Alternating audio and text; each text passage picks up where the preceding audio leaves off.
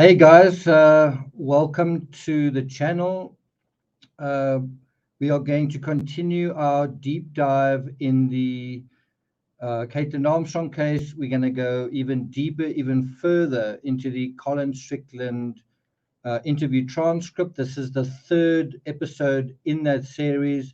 They're probably going to be around about 10 at least, so buckle up. Speaking of which, Pauline Buckles, good to see you. Helena, Stephanie, I see you've updated your profile picture with a sort of a autumn theme. Good to see you. Terry Dean, good to see you as well. By the way, we've got some interesting news to share about Terry. Terry gets around. Terry has definitely got some more investigative insights to share, this time in the Gabby Petito case. We'll talk about that at the end of the show. Patty, good to see you. Patty says it's a gloomy day in New Jersey and probably in Connecticut as well. Calgirl, Helen, good to see you guys as well. So yeah, we're going to resume with the transcript. I'm just trying to bring it up here.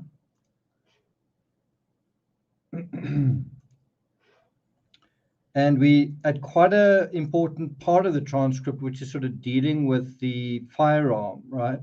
We page 226, and the question comes up: to your knowledge, do you know if Caitlin has ever purchased another firearm, like on her own? Now, I remember it feels like the old days. I felt like saying the old days of the Chris Watts case. When I was still writing books, I had a far keener semantic mind, right? I had a far better brain when it comes to this sort of thing. And in preparation for this episode, I was looking for this particular sentence, but I thought the word was gun, right? So Spittler says, okay, to your knowledge, do you know if Caitlin has ever purchased another firearm, like on her own, right? We're going to come to that. But what I want to address here is, in order to find my place, I did a search on the word gun, right? And the word gun comes up 60 times.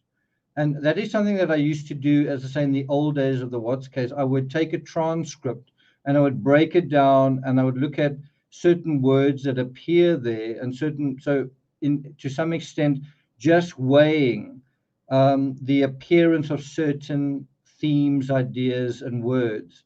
It's quite interesting that the word gun comes up 60 times, right?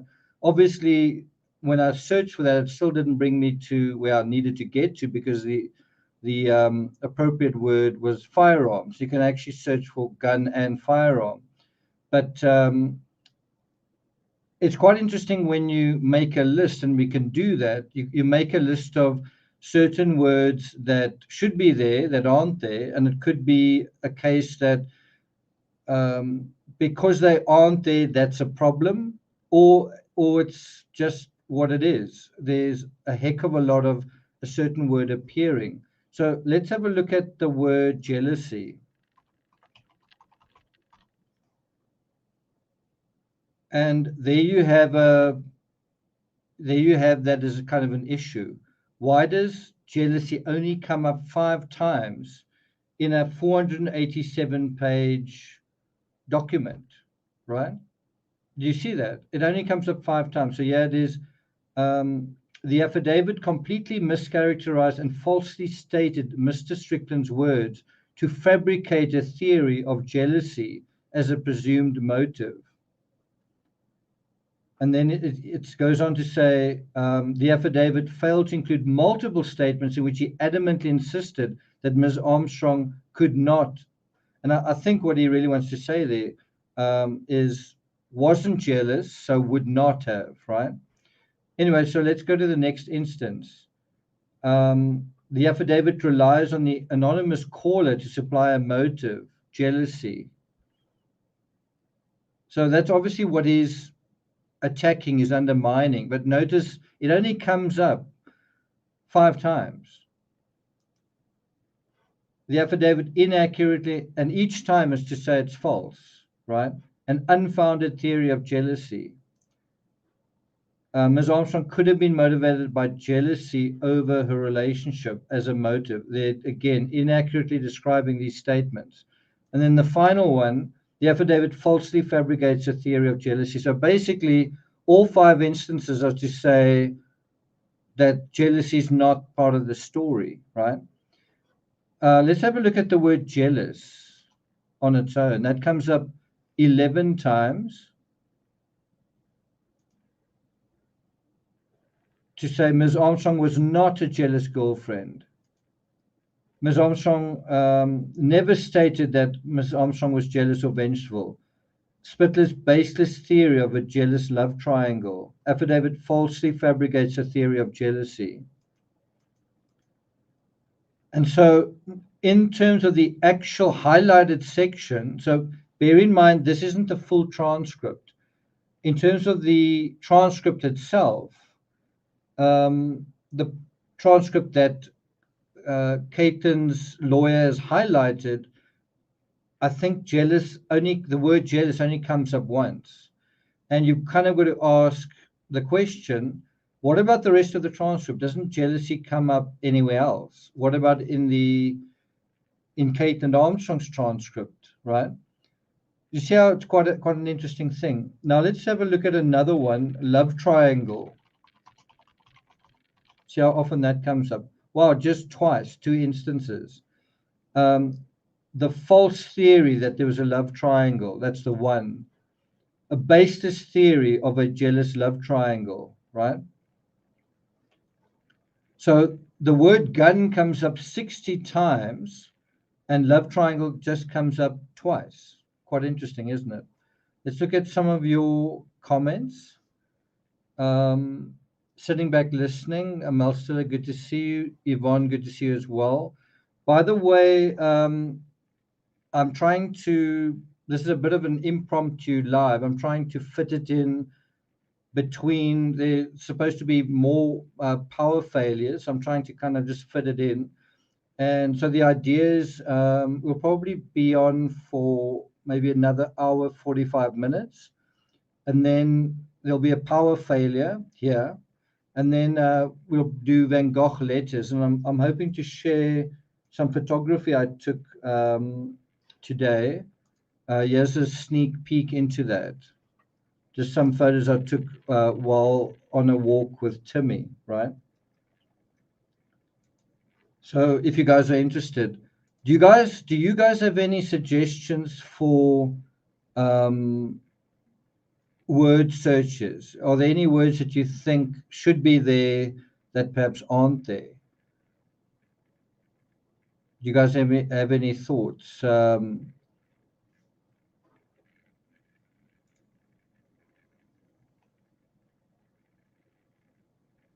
Yeah, I think because South Africa is about to have an election, they are kind of intentionally trying to create an anxious situation so that people change their allegiance. I think that's kind of what's going on.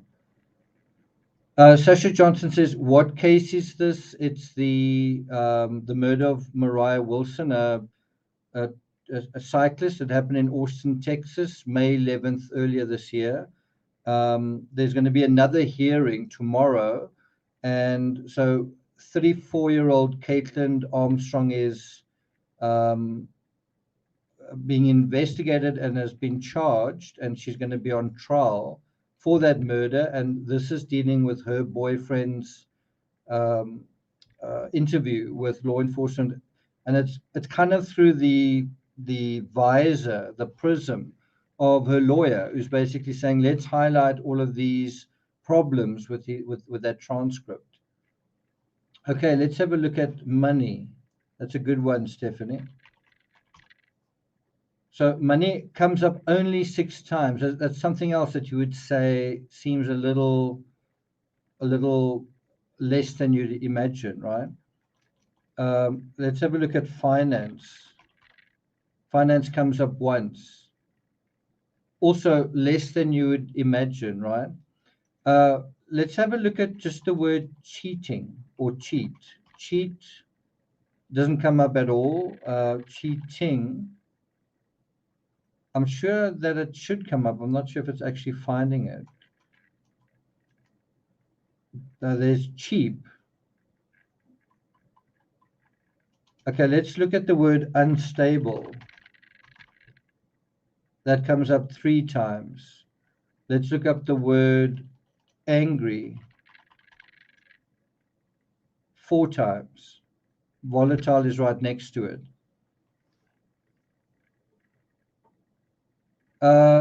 Paddy says, do you know the purpose of tomorrow's hearing?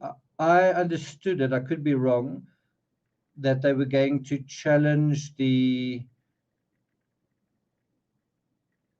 statements of the 2 anonymous callers. As far as I know, they've partially challenged the 1 anonymous caller, and I think they're going to go to the other one. It could also be to challenge the the detective that first interviewed Caitlin. I think her name was Katie Connor. It could also be that. Jody says, let's look up the word mo. Let's see if that comes up. The problem is there are many words like emotion. Let's see, Mariah. 4 times, relatively few times. Now let's look up a word you wouldn't expect. Let's look up the word fuck, right? That comes up 29 times, right? But obviously in the context of expletives, right? So let's just have a look at some of those instances. Find some fucking cameras. It's a big fucker. And that's he's talking about his motorcycle. It's a heavy fucking bike. That is fucking bizarre. It's a weird fucking thing to do.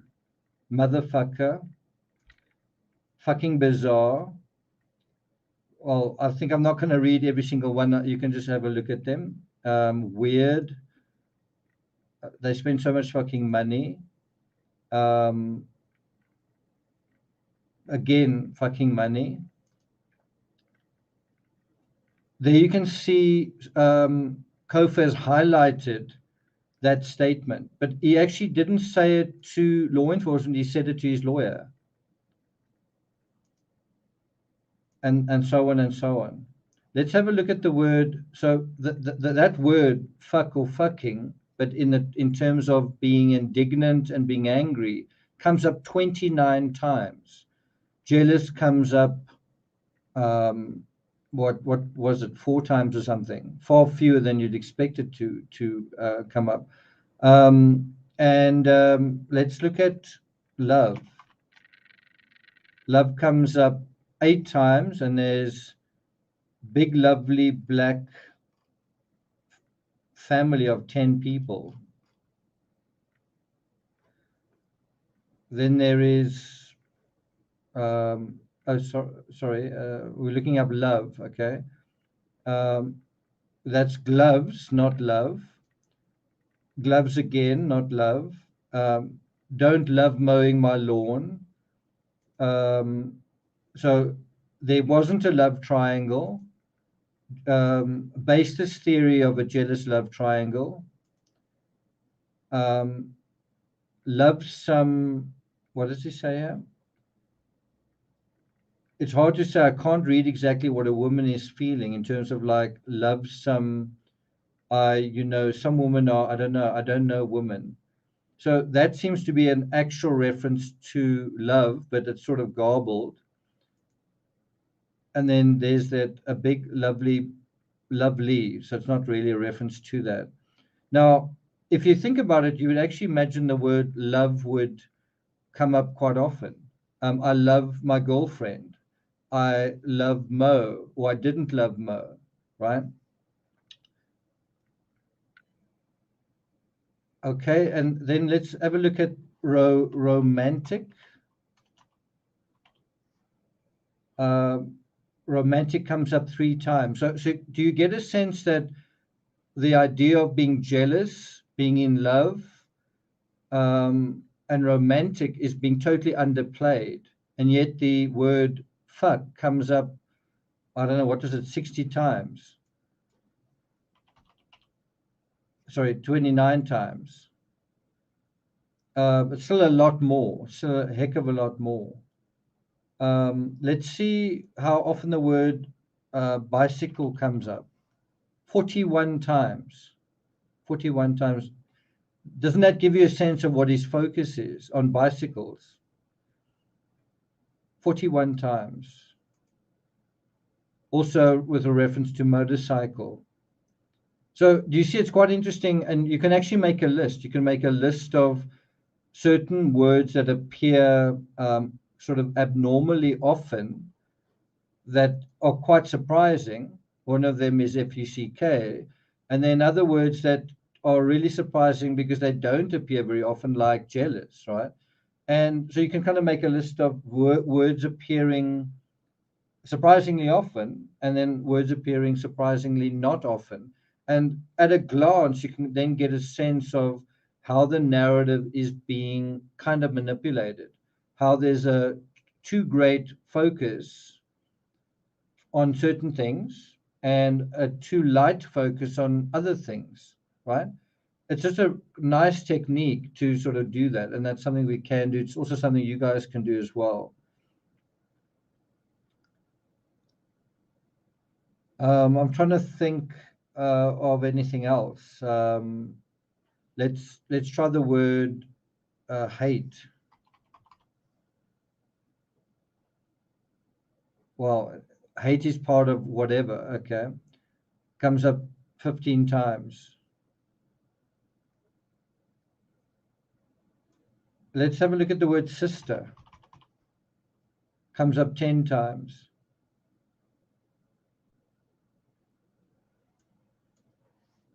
Okay, I think that's kind of enough. Shall we go to where we were? And let's go to firearm. So we're on page 226, and we're going to continue here. Let's have a look at some of your comments. Sasha says it could be extremely relevant. How about affair? Okay, shall we look at that as well? Remember, it's not quite an affair because they weren't married, but let's see. Yeah, it doesn't come up at all. It's not really that kind of situation.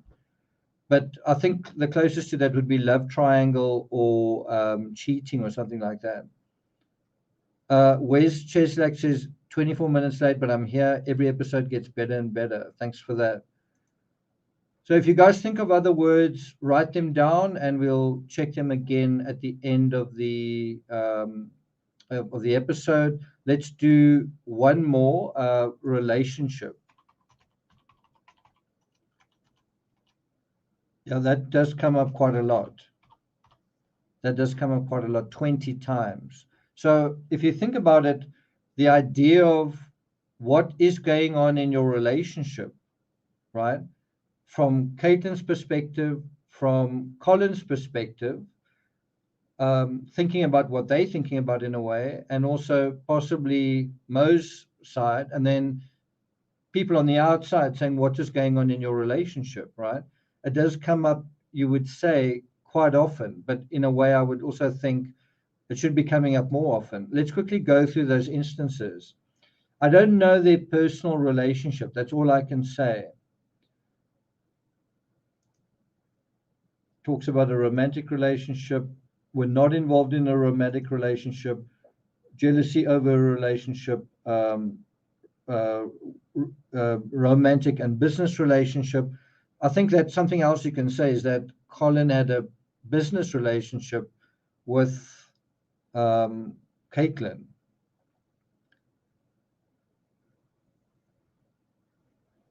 This is what so the detective also says, I wasn't in a relationship with Caitlin, you were, so can you tell us about that? Let's look at some others. We had a relationship hiatus. It's quite an interesting word as well, hiatus. They were evolving a relationship. So yeah, he's talking about Caitlin being on Bumble and evolving, again, quite a weird way of referring to it. Do you ever refer to as someone else evolving a relationship? Then he talks about her moving on to other relationships. Caitlin is moving on. So if you think about that just in a kind of a weird way, it's like, is Caitlin moving on or are you moving on? He's saying Caitlin is moving on, but what does it feel like on the day that the incident happened? Then he says, I would still not be in a relationship if something was happening. Healthier ways to be in a relationship. That's from his lawyer. There are plenty of healthier ways to be in a relationship. Strickland says, I know in my relationships when something is actively bothering me. He says, it's hard for me to go through ordinary emotions and kind of hold it together and act like nothing's bothering me. What do you think of that statement? It's hard for me to go through ordinary emotions and kind of hold it together and act like nothing's bothering me. Think about that statement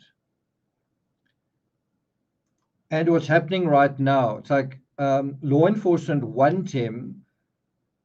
Let me put it like this. Wouldn't you say law enforcement want Strickland to be bothered by what has happened? That someone that he cared about has been killed, and he's bothered by that, and he's bothered by that so much that he wants to talk. He wants to talk about certain things. He wants to confront certain things. Don't you get a sense that almost that he doesn't want to talk about certain things? He doesn't want to confront certain things. And that in a weird way, he is kind of holding things together, like things don't seem to be bothering him that much. Is that how it feels? Or is that not correct? Is it hard for him to go through ordinary emotions, or is it actually easy for him to do that? Right? Anyway, he says, he goes on to say, so there's relationship here. This is from his lawyer saying, you seem like the guy who likes a lot of space in a relationship. Then she also says, in personal relationships, da da da da dum. So that's her reference to it. So his lawyer is talking about relationships quite often. And so a couple of more instances. He talks about, like, in a relationship with them, sharing my whole life.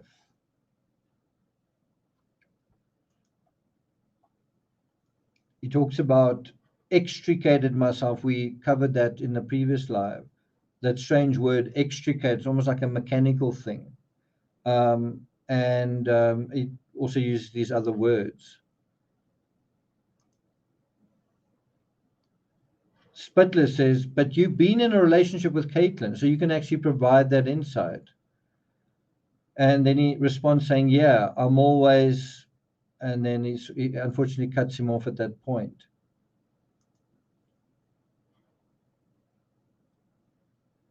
Then he talks about the basis of my entire relationship with this woman. And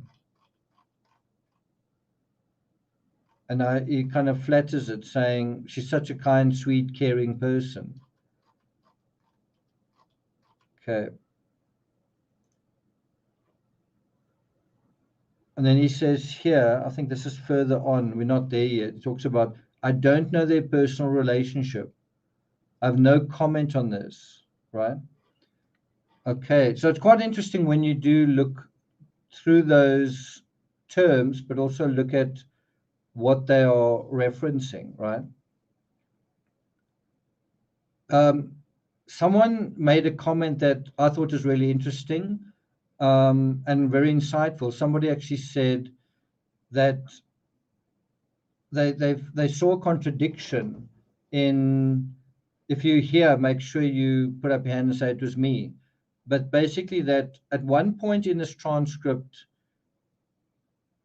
Colin says something like, I'm not very security conscious. I wouldn't really look at the garage. Well, I wouldn't really notice the gate. I'm not really secure. This is Austin. We don't even lock our doors. But then he bought two firearms, right? Why did he buy the 2 firearms?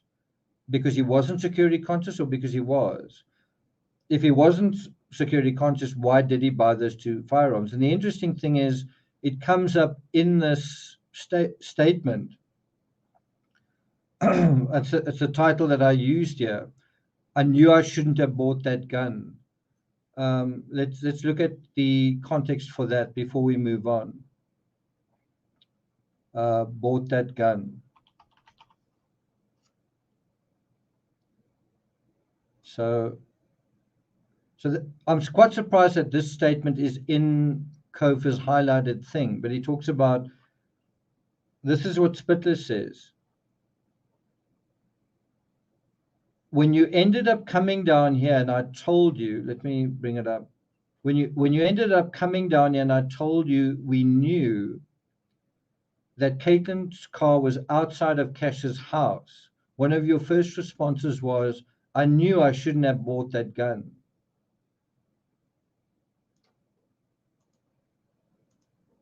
Do you remember saying that? Do you remember saying that? And that's what his lawyer says to him. Twice. Do you remember saying that? And then he says, I don't remember saying that. Quite interesting, isn't it? Quite interesting.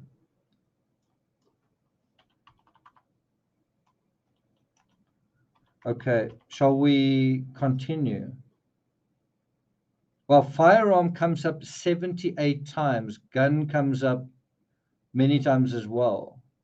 Firearm 78 times, gun 60 times. So gun and firearms come up more than anything else.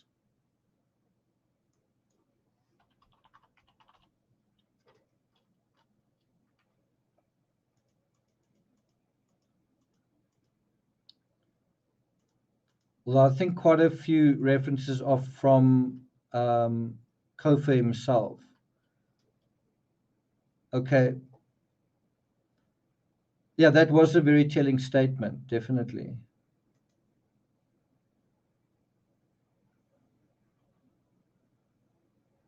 Probably YouTube won't like mentioning the word gun, but they also won't like mentioning the word FUCK. So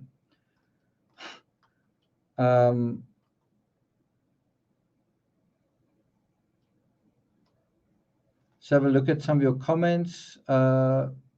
Angel does says, I think Strickland is terrified of being tied to the crime, so he's minimizing his relationship with Mo and the issues he was having with Caitlin. Angel Dust, I partly agree with you, but I also partly disagree. I agree with you that he doesn't want to be tied to the crime. And I think the reason is because he just doesn't want to be associated with it. He wants his sponsors to stay with him. And I think he's still got a couple. By the way, I think he's still sponsored by Red Bull, and the owner of Red Bull actually died today. The 78-year-old founder of Red Bull actually died today. But anyway, so I think his sponsors don't want him associated with negative publicity. That's the one side. I don't think it's a case that he's terrified that people are going to think he committed a crime. I don't think that's the case. I think he's trying to minimize basically everything because he's trying to get back to his life, and he's trying to get,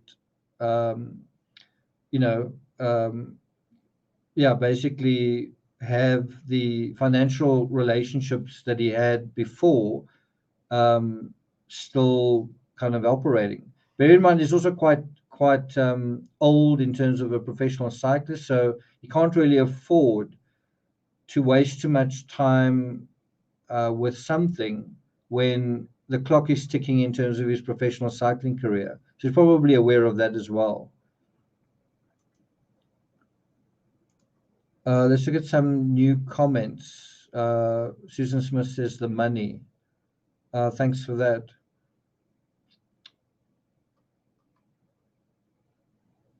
Angel Dust, is that your actual picture? And are you from Austin? Just wonder. I don't think I've seen you before. Okay. Cool. Okay, so let's continue where we were, right? So we're going on to page 226. Colin says, I'm sure you can find that information. And then Spittler kind of changes the tack. He says, to your knowledge, do you know if Caitlin has ever purchased another firearm, like on her own, right? Like, have you ever seen her with another firearm? And he says, no. Dick Spittler says, okay. And then Strickland says, absolutely not. I have no knowledge of that.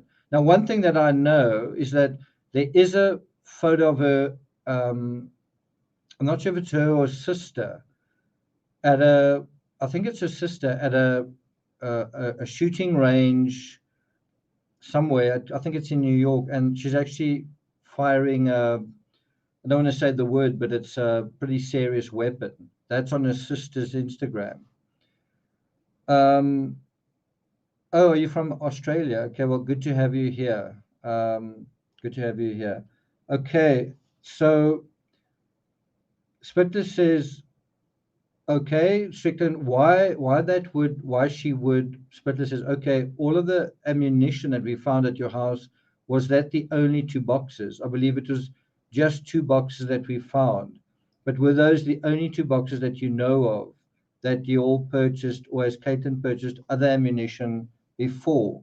I think what he's trying to get at here is, would Colin have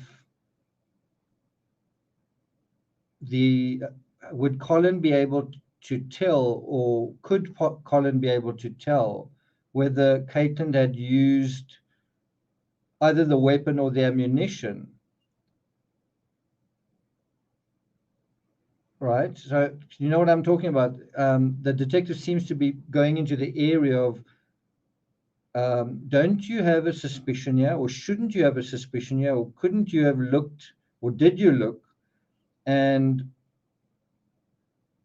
I guess if the ammunition is fine, then it could suggest she bought her own ammunition. But when would she have done that? If she did buy her own ammunition, it suggests it's not.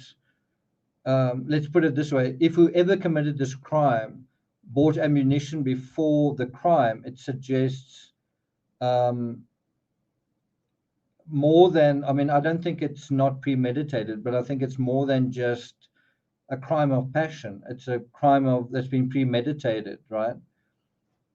So when that box of ammunition was purchased, if it was purchased, when it was purchased is going to be quite pertinent.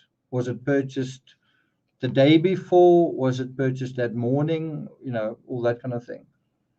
Okay. So he goes on to say,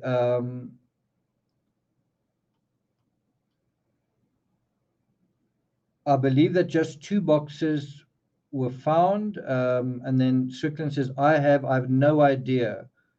I can't imagine why. He has no idea. Don't you think he would have checked that? Would you have checked that? Spittler says, okay. Strickland says, I haven't, I don't have catalogued. Again, you got that sort of erratic style when he seems, I don't know if he is, you can't hear the audio, but he sounds flustered, right? I haven't, I don't have catalogued. Spittler says, yeah. And then he goes on to say, I just put the locks on them and I put them in the case. And Spittler, put them in a Pelican case, which is too small. They barely fit in there, but I was planning to buy a bigger case to have just more room. But yeah, Spittler, yeah, Strickland. But I have taken it out and just played with it in the house just to try to get an idea of how it works. Spittler, yeah. Mechanically, that's the extent of my experience with it, but I don't have a catalog or mental knowledge. Again, quite interesting, flowery language there. Spittler says, Strickland, of the bullets or what we have with the purchase? Spittler, I get you, yeah. And whenever she went to the gun range with her sister, do you recall if they ever talked about learning to clean the gun? Like, did she go and learn like everything about the guns to be able to take them apart, put them together? That's quite a interesting question, because what that question raises is the idea that someone fired shots at Mo, right? Let's say 3 shots at Mo, and then possibly didn't throw the gun away, didn't throw the gun in a river, didn't throw it in the trash, but brought the gun home, but then cleaned the gun, right?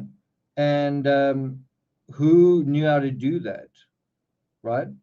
So that's definitely something that is an interesting question from the detective, and you can imagine if there's something to hide, that would make you quite nervous, right? Basically, he says, do you recall if they ever talked about learning to clean the gun?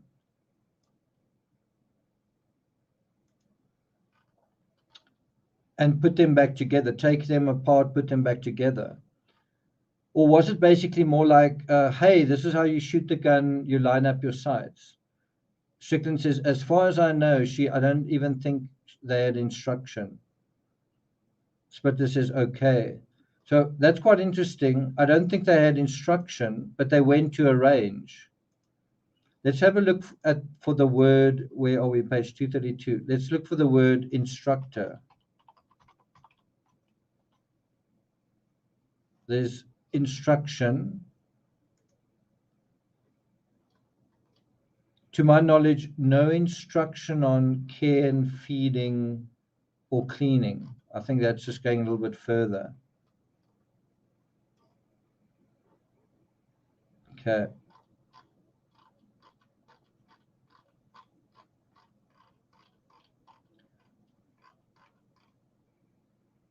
Then he says, as far as I know, she went with a friend of hers, female friend of hers, who had shot in the past. I don't think she was a gun aficionado. Caitlin's very female. She likes a lot of pink things. She's a very feminine person. That gives us a little bit of an idea. Sorry, you guys probably can't read that. That gives us a little bit of an idea of Caitlin's personality. She's feminine, but also the fact that she likes a lot of pink things may mean that she's, you might be someone who also likes pink things, but from the perspective of order and control. Do you know what I mean? If you are overly coordinated in your wardrobe and in certain things, could you be OCD? Could there be kind of a sense of, I need color coordination to have a sense of control over my environment, right? It's just an interesting thing. She likes a lot of pink things. Kathy says, I love pink too. Yeah, so don't take it personally. It doesn't mean, I'm just saying we're trying to figure out Caitlin. So she's feminine. She likes pink things. It's interesting how he says she's a very, and then what do you think he meant to say there? Maybe she's a very feminine person, but he says she's a very, and then she likes pink things. She's a very feminine person. Anyway, he says, as most of her friends are, most of them, except the cycling women that I've introduced her to, are a lot more hardy, I would say. So I think he's trying to say that she's not very tough, that she's soft, right? Don't you get that idea? He's trying to paint a picture of her as not hardy, as kind of a girly girl, right? And so she doesn't know much about guns or something like that. Now, if you take that idea, right? If you take that, loves pink and goes to the shooting range and yoga, yeah. If you take that idea that she's soft and feminine and sweet and all that, and you put that next to the idea of a fugitive who potentially has plastic surgery, who goes on the run and kind of takes on the FBI, right? Do you think they kind of go together? Right? Do you think it sort of goes together? Someone who is very soft and sensitive and feminine, who basically possibly does something and then is able to act in quite a cool way afterwards. That's the position from law enforcement, right? I'm just trying to say, is his description of her, does it sort of hold water? And it could be that they're both right. It could be that Caitlin is soft, is caring, is sweet, is kind, but she can also be other things, right? She may be quite a complicated personality. Bruce T says it's a massive contradiction. But it is interesting that he's trying to sketch her as the soft, sweet person, right? If you look at the picture behind me and you look at Mo Wilson's face, she actually looks sweet. She looks like a sweet person, but she's also very tough on the bike. She's very got a lot of resilience. She's a tough competitor, right? But if you look at the face behind her, it actually, well, let me ask you, does that look like someone who's not tough? I think all three faces in this picture that you see behind me, I think all three people are pretty tough. Don't you? Two of them are sort of world-class cyclists, and one of them is a real estate broker. I think you've also got to be quite tough to be in real estate. You've got to be a salesperson, and sales folk need to be quite tough to deal with rejection and to deal with other challenges, to deal with stress, to deal with changes in the housing market, right? I think anyone in sales needs to be quite tough. So,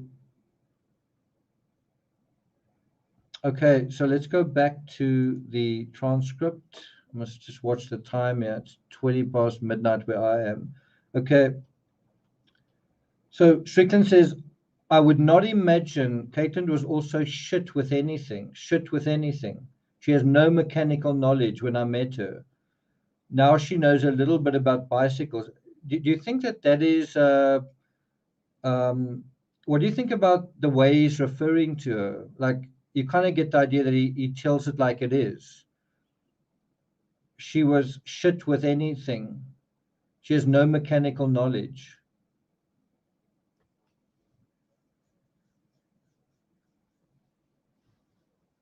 If she was going to a shooting range with a gun, you would imagine that's some mechanical knowledge. If she was riding a bicycle with him, and there's actually, I've taken some screen grabs of his Instagram where he went riding with her in Iceland, I think. And so she was with him on that. Anybody that rides a bicycle has some mechanical knowledge. I can tell you that. Like, I'm not the world's best mechanic, but I've got more than one mountain bike. I've got what do you call it? A stationary bike, and I've also got a two time trial bikes. And you've got to set them up. You've got to what's the word? You've got to set the geometry. You've got to set the measurements of the saddle and the seat post and the stem that holds the handlebars. You've got to set all of those things so that the geometry of your body is comfortable with that. And then also there's a certain amount of aerodynamics to consider. So anyone with a bicycle who rides it for any length of time, and we've seen that Caitlin was trying to kind of keep up with Colin, that they would sometimes train together, would have mechanical knowledge. So him saying she has no mechanical knowledge seems quite absolute, but he is saying when I met her. He is saying when I met her. Then he says, now she knows a little bit about bicycles. That's true. and he says, but that's really because I've been like grilling her on, you have to be able to at least the basic knowledge, such as changing if you get a flat tire, if your chain breaks, right? Anyway, and he says, do basic things on this bike if you're going to be like riding it.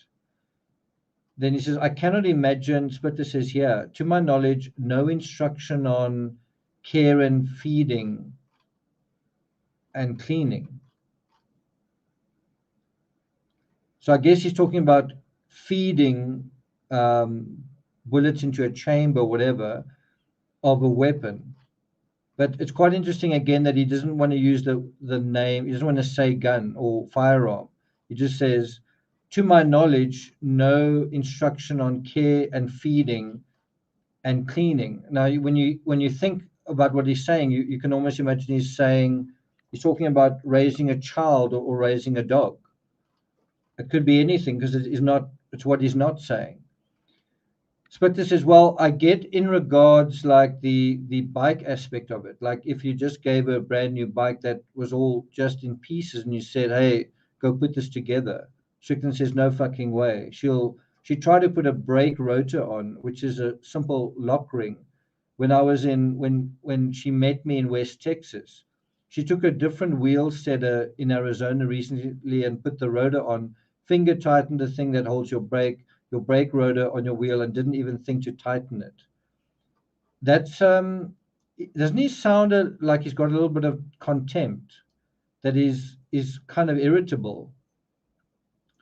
It's like, I can't believe that she was so dumb that she didn't know to do that. Now, I actually went to cover an Ironman race. I wasn't competing, although I had done that race before. And I had a mountain bike with me that was quite new. And I put the mountain bike disassembled in the back of my vehicle. When I took it out, the disc brake had actually jammed. It had sort of closed in on itself. And I was quite new to disc brakes. And I didn't know what to do. And I thought, what am I going to do? So I actually approached the cyclist and I said, can you help me?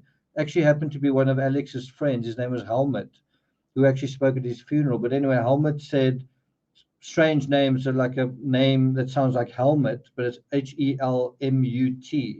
But anyway, he said, just get a straw or I think he said, get a knife and you wedge it between the brake pads. Well, it's not really a pad, it's something else.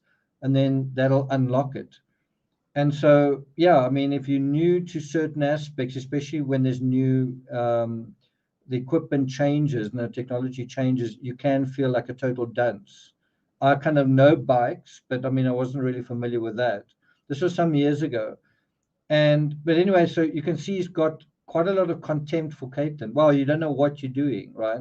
It seems that he's not particularly kind or compassionate in terms of helping her learn the ropes, right? I'm just saying it seems like that when he says things like no fucking way and she doesn't know shit and all that kind of thing. And it's such a simple thing. It's a simple lock ring and she didn't even think to tighten it. So she's mechanically inept. That's how he refers to her. She's mechanically inept. Strickland says, I got the wheel and was like, are you fucking kidding me? And he's still carrying on. He's still agitated. Your rotor would just come off if you braked on this with this lock ring without any torque on it. Yeah, so that was disappointing when I saw that. So you kind of get a sense that he must be frustrated with this non-professional that he lives with when it comes to bicycle stuff. And his life, his work is bicycles.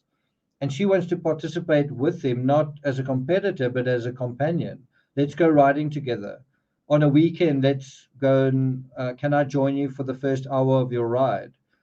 Okay, well, oh no, you've got a puncture. Must I fix that? And would I have that kind of problem with Mo? If I was doing this with Mo, Mo would be able to sort herself out, right? So look at some of your comments. Pauline says he could have been jealous of Caitlin's ability to make money. I think that was definitely a factor. I think if he was very mechanical, she was more business minded, and he said so, right?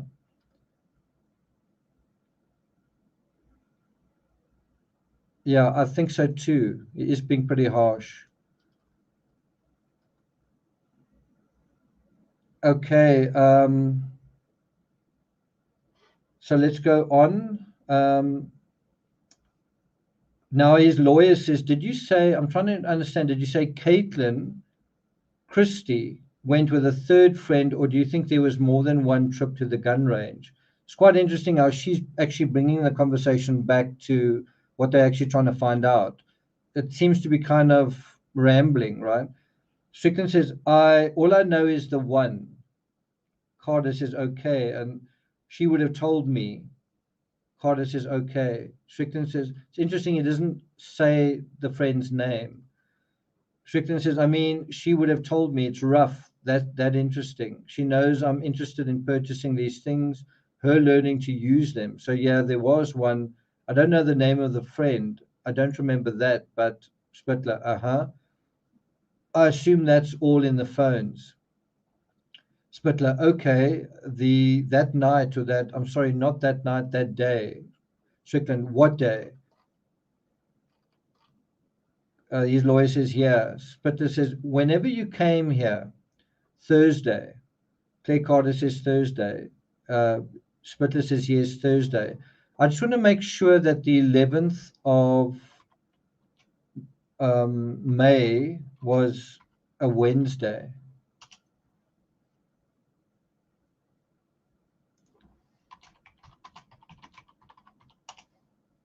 Yeah, it was a Wednesday. So this crime took place on a Wednesday night, quite late at night, somewhere around about 9:30, 9:45, sorry, 8:30, 8:45, 9 o'clock, somewhere around there, right? That's something you also want to be clear about, is what time did this crime happen? And I think I did touch on that in previous analysis, where you look at the distance from A to B, you look at the map, and you look at some of the other fabric. But that is important for law enforcement to actually establish, is to say, this is when we think the crime happened. And one would also imagine, if the coroner arrived on the scene, he could estimate time of death fairly accurately in those circumstances. I'm saying to within half an hour to an hour. The other thing that's really interesting with that I don't think has been brought up, is, bear in mind, Mo and Colin went and ate something. They went to a restaurant, right? And then Mo was shot shortly after that. So the food in the body, how can I put it? The location of the food in the digestive system, just in the same way as John Benet Ramsey is going to tell you how much time could have gone by after eating something, right? That is going to be one of your best ways to find that information. That's actually perhaps some of the most important information in this case. One just hopes that they've covered that terrain. Jennifer says the gun is a key piece in this investigation. Kofa has said that ballistics is like pseudoscience, right? That yeah, something to do with that. Ballistics. He said this in some other documentary, that ballistics. He actually made some kind of really strong statement. Let me just see if I can bring it up.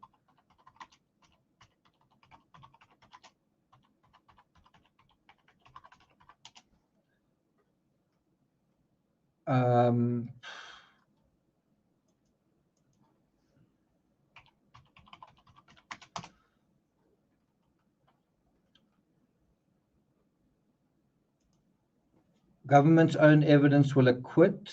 Can't quite find where he says that.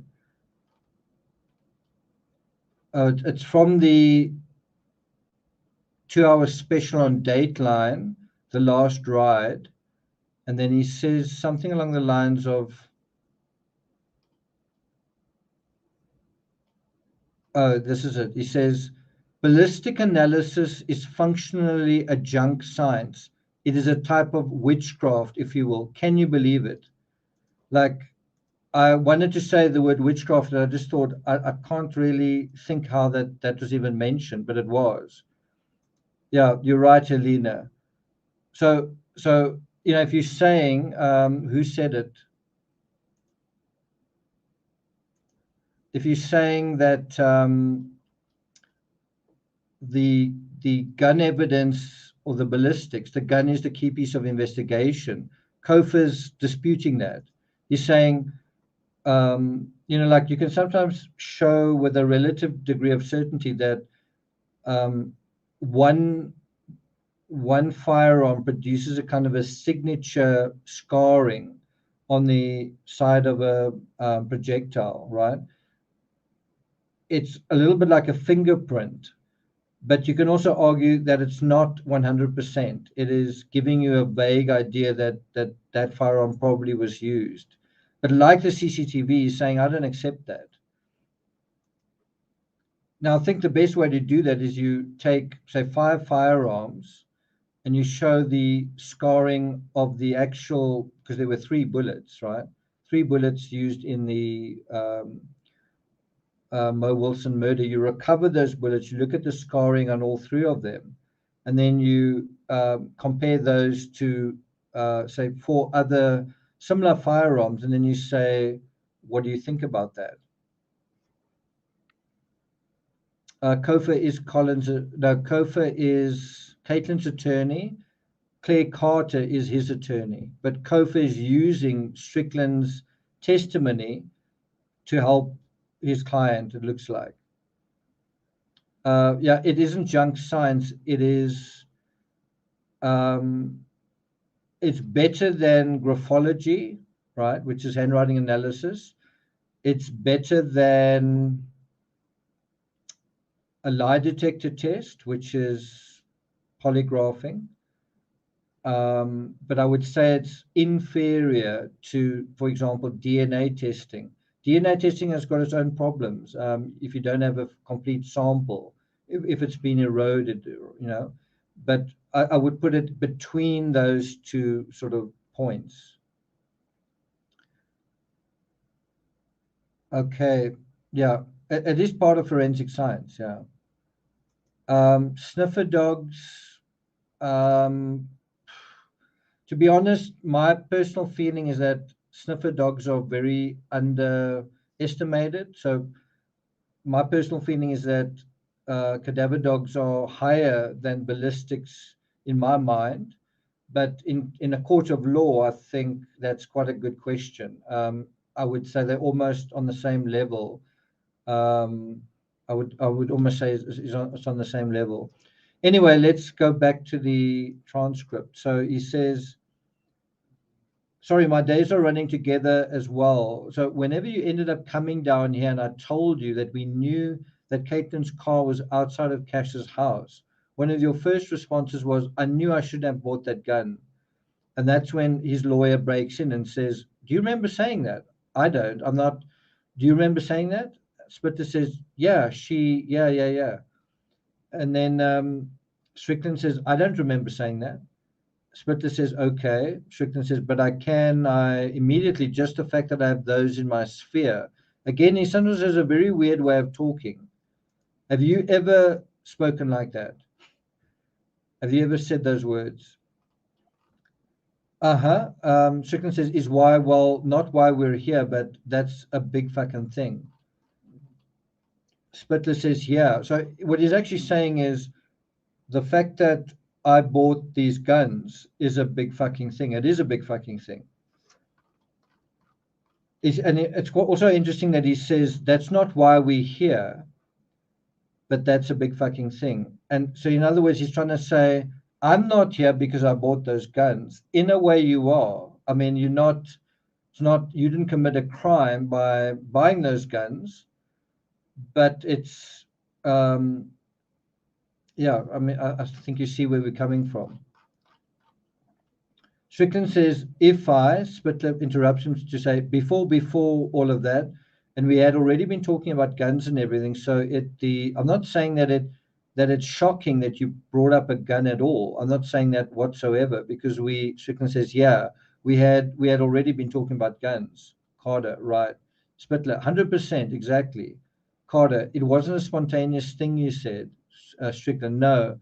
That is a moment of clarity on a course of events I knew nothing about. Again, it's a funny way of saying something.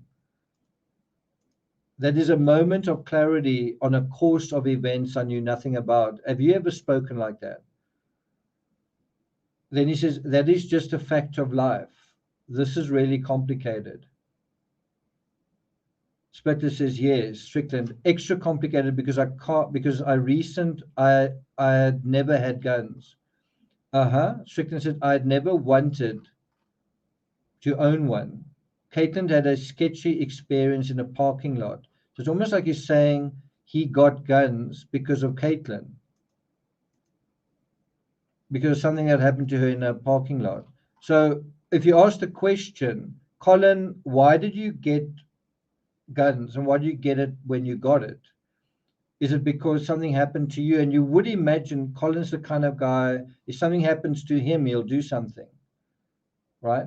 If something happens to someone else, would he do something? I don't know. But he's saying because something happened to someone else, that's why he got the guns. Anyway, he says, Weedsfield South on South Lamar, some guy road raging at her. So again, you've kind of got to ask, what led to that? Was Caitlin out of line? Was the guy totally out of line? Because sometimes you can be provocative if you put in front of someone or you give them the birdie, whatever. Obviously, sometimes road rage is totally, and often it's totally out of proportion. But sometimes it also doesn't happen in a vacuum. Someone also does something. So it would be good if law enforcement could get hold of this person that was the road rager and ask what the full story was there. Do you think he's going to come forward? I don't know. It would just be quite interesting to know. Spitler, yeah, Strickland. And she was physically shaking. And that's why I was just, and there she's physically shaking again. And then additionally wanting to go on backpacking trips in general as a female owning a firearm. Spitler, yeah, Strickland. That's why I thought of, that's why I just brought it up. And my thought in that moment was, I just wish I'd never had anything to do with guns. Now, that's, I think, quite an interesting comment that he makes there. I definitely wondered what he would think privately. Like, this has happened, and whatever it is that's happened, and I must say that's quite an interesting comment. If he's saying that Caitlin didn't do something or that he doesn't think she did it, why would he wish he had never had anything to do with guns?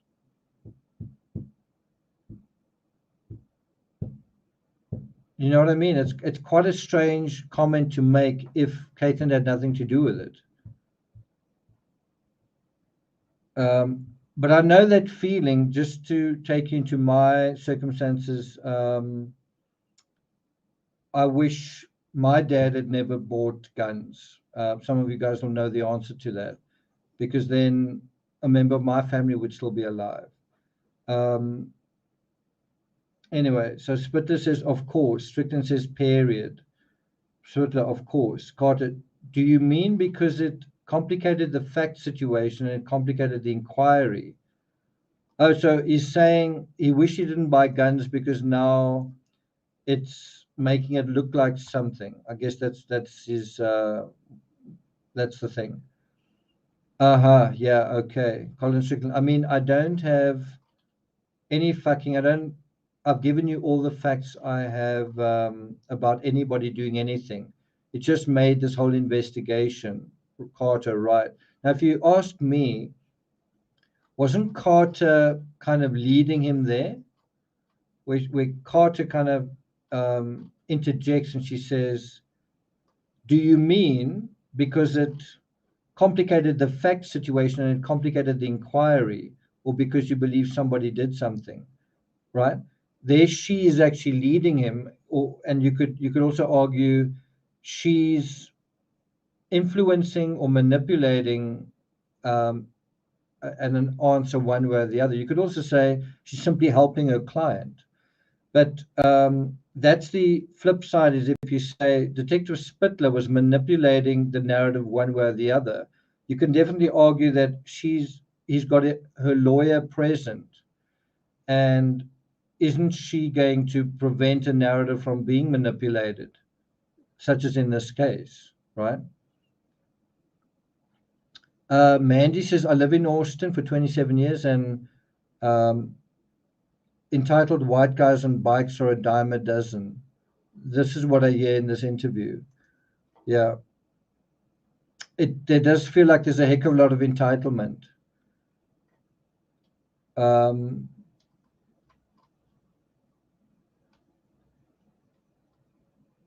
Cal Gold says he can talk his way out of a paper bag.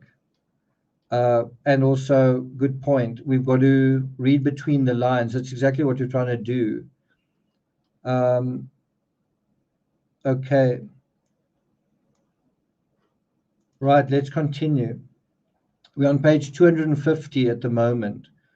Okay.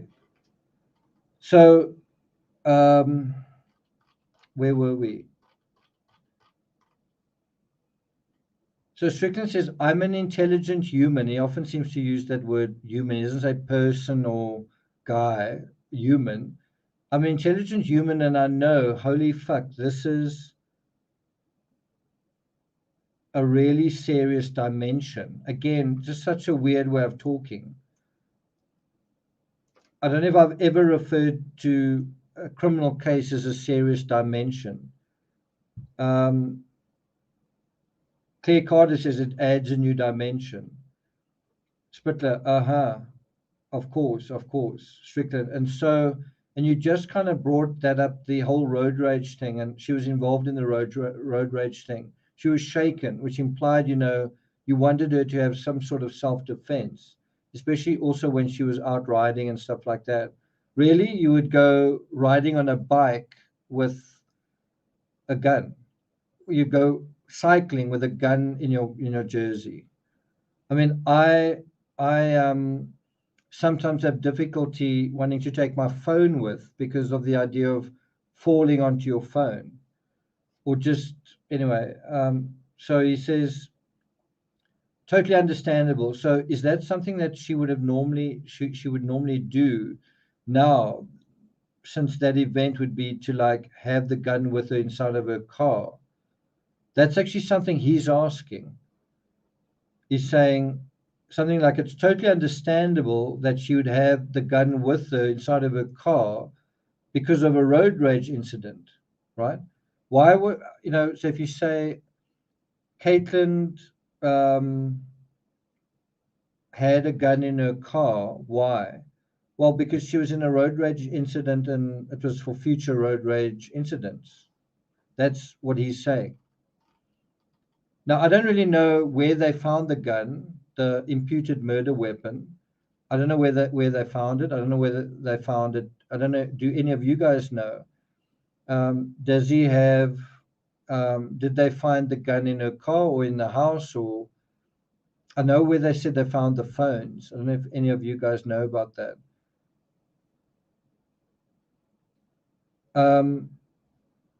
Kelgo says he has a decent vocabulary, but seems sly. I don't know if he's got a decent vocabulary. He says fuck a lot. When he does use decent words, he seems to kind of, they don't really fit the circumstance. To me, it's not a natural way of speaking. That's just my perception. Bruce says self-proclaimed intelligence is no intelligence at all. What do his peers say? Yvonne, that's a good point. Colin is making a lot of admissions, but they are quite subtle.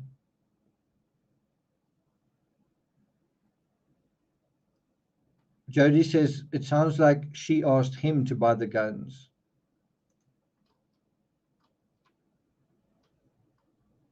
Okay, let's continue.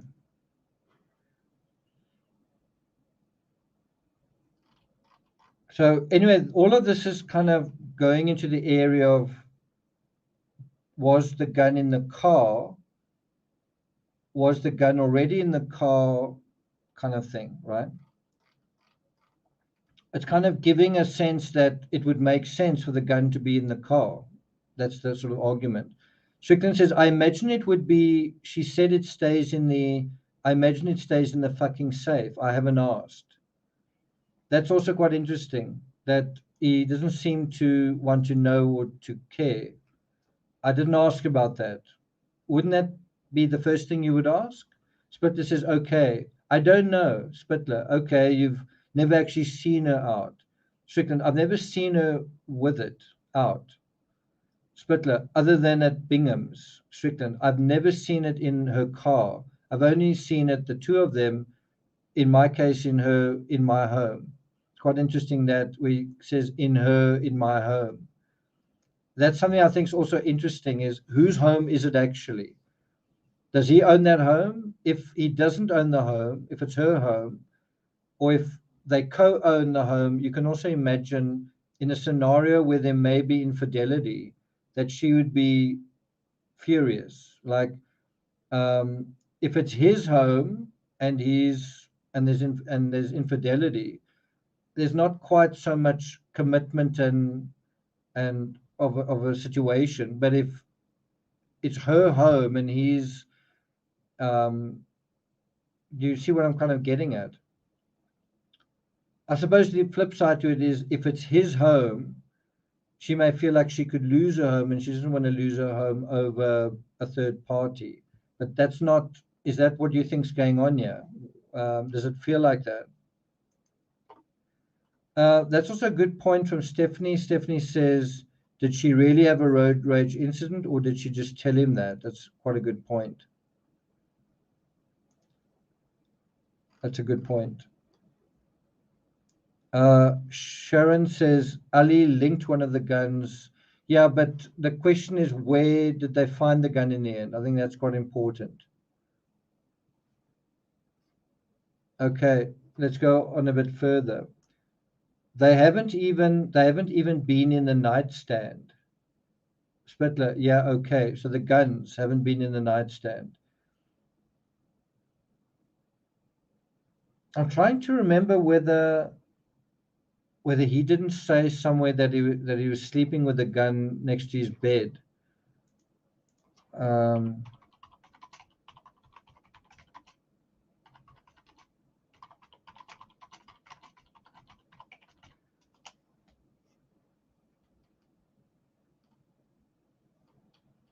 I seem to remember reading something about that, but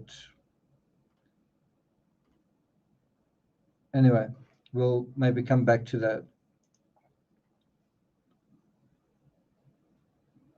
You can almost imagine in the aftermath to this, if a friend of his has been shot and you do have a gun, wouldn't you want that gun next to your bed, no matter who you thought it was? Someone very close to you has just been killed by being shot to death. Wouldn't you bring your gun out and have it close at hand? Because wouldn't you be nervous? Wouldn't you be anxious? Wouldn't you be, like, wow, there's a killer on the loose?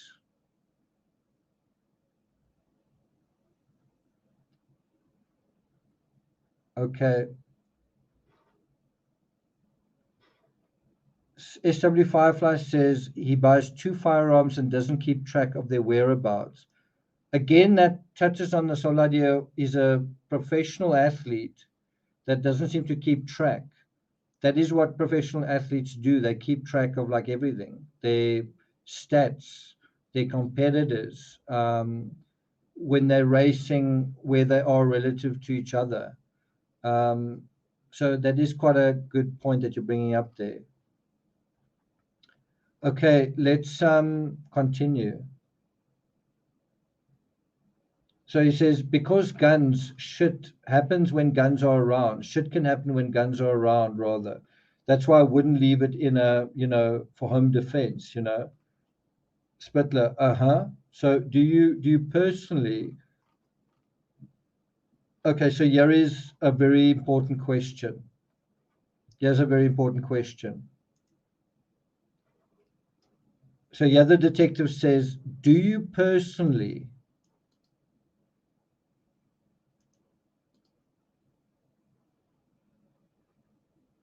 think that Caitlin killed Mo?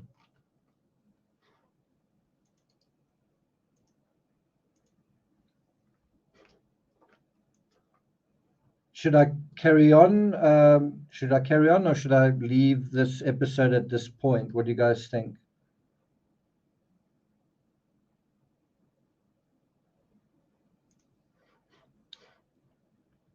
Do you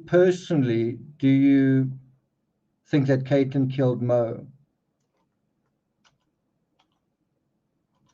Okay. Terry says I should continue. Okay, so that's the question. So that's another word we could actually search, is the word kill, or kill or murder or something like that. So here's the answer. I cannot fucking fathom it. I cannot fathom it. Do I think so? No, because again, I cannot know. My knowledge, my experience, knowledge base in my life as a human cannot fathom that reality. It is the most extreme concept in literally imaginable. Again, a super garbled response. It's basically, do you think Caitlin killed Mo? Answer no, or no, absolutely not. So he doesn't look how he says, I cannot fucking fathom. So if you think about how long is it going to take you to get to the word no, right? I cannot fucking fathom it.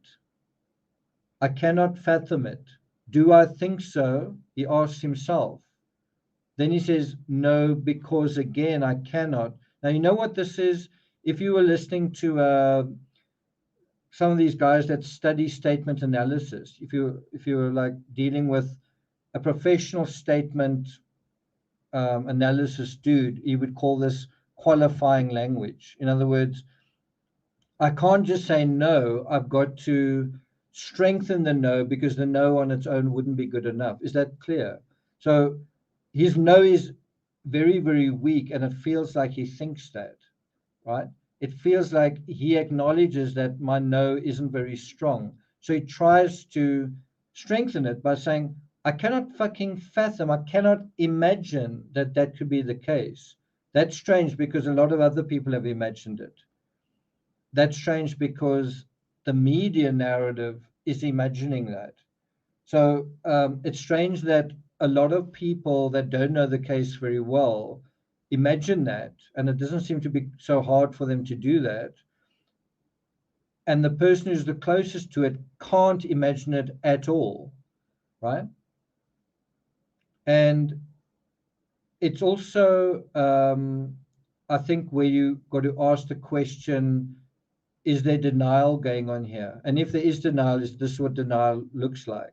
Does denial look like someone saying, I cannot fucking fathom it? And you can imagine that is his inner monologue, that when he's alone, that those are exactly the words that he does think about and say to himself. I cannot fucking fathom what has happened. I cannot fathom it. Only after that does he say, do I think so? No, because I can't fathom it. Well, no. Do you think it's likely? Yes or no? Not do you understand it? And there's a moment in the movie The Matrix where he goes to the Oracle, and the Oracle says, or he says to the Oracle, why am I here if I've already made a decision? She says, well, because you're here to understand it, right? And it also feels like something like that here.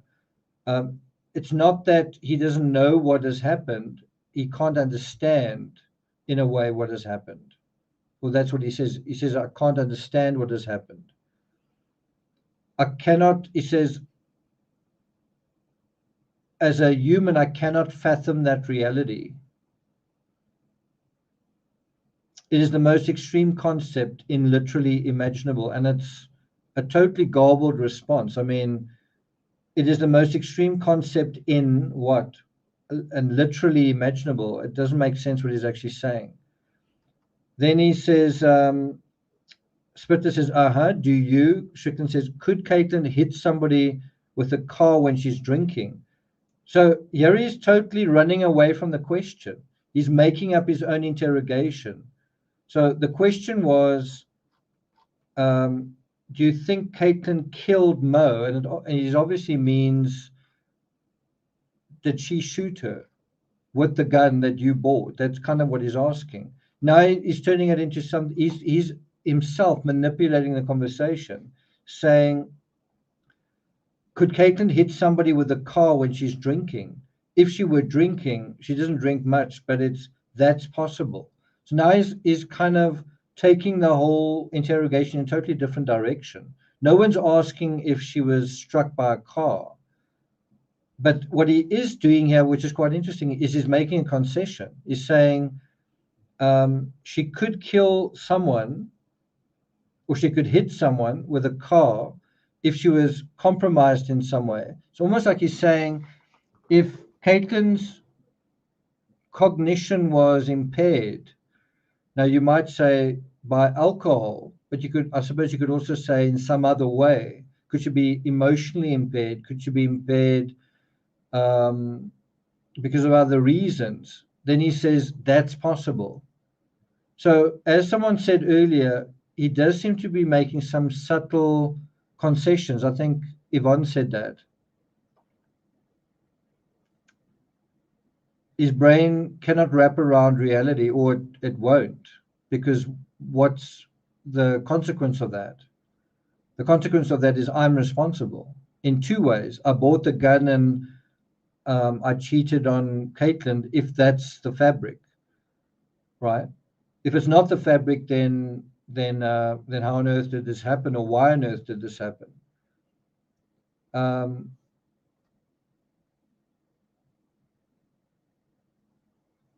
Terry says he could be explaining not being able to fathom the actual events of her death,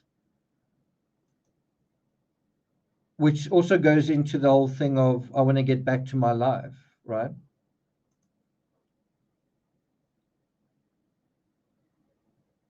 Yeah, I mean, that is a very good point, is when someone dies, you don't just accept it like that. You know, you don't just say, oh, okay, that happened. When my friend Alex died a year ago, I was definitely in denial for a while. And there's a long period where you say, I just can't believe that this is happening. I don't know if I would use the word fathom, that it's unfathomable. I wouldn't think of using such flowery language. I would just think it shouldn't have, like it shouldn't have happened to him, or he didn't deserve it, or I can't believe it. It does feel unreal.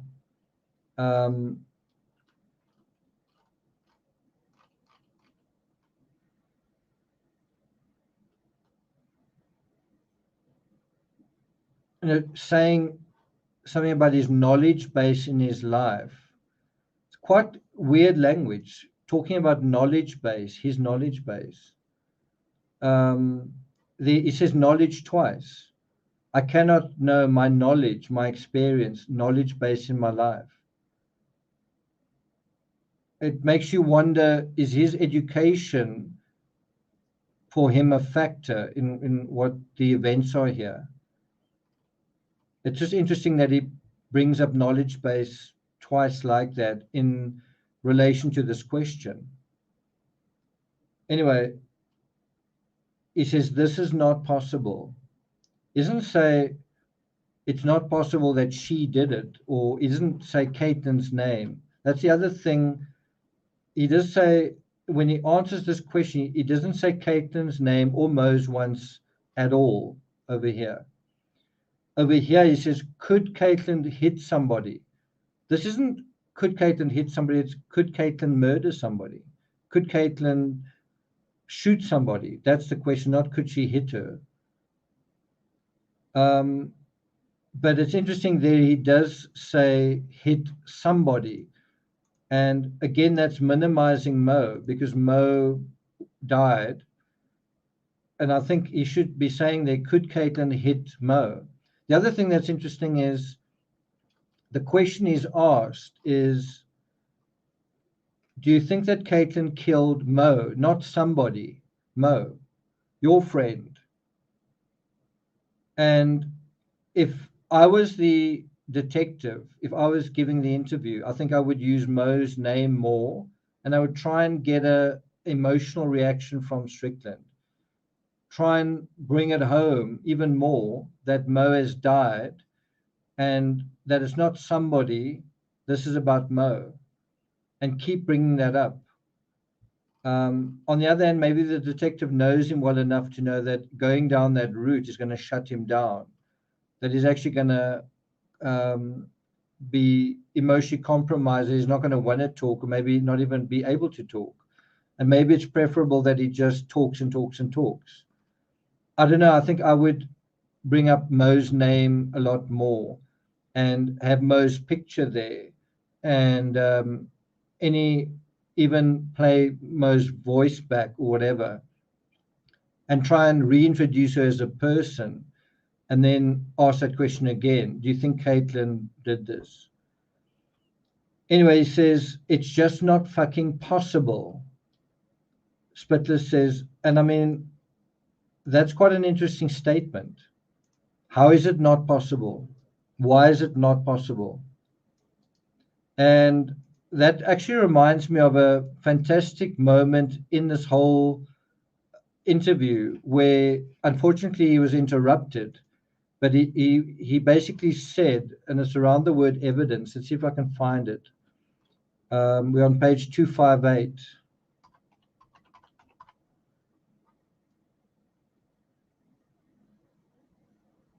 If it's determined, it's not evidence. Well, evidence comes up 88 times. 88 times. That's quite a good one to look into, is evidence. So it looks like most of it comes up with Kofa. That's where it really comes up. I'm just trying to find. Yeah, this is it. This was such an unfortunate interruption. This is on page 153, where Strickland says, so the question here was, let's see if we can find it. You know Caitlin a lot better than me. And sort of about, what do you know about her? Was she jealous? And then he says the following. He says, I mean, trying to get me to implicate somebody that in something that's the most serious and severe. I mean, you guys are, you have the evidence. Then he says, I don't have any fucking evidence beyond just so. What do you think he was going to say there? What do you think that could actually mean? I don't have any fucking evidence beyond what? I don't have any fucking evidence beyond what? And look at what we've just looked at there. It's just not fucking possible.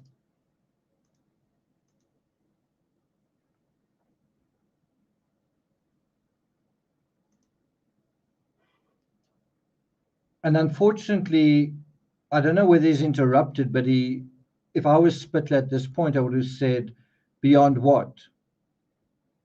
What were you going to say? Beyond what? You don't have any evidence beyond what evidence? What evidence do you have? That would be a question I would ask at this point. Okay, I think we've got to go back to the other time that he uses that word.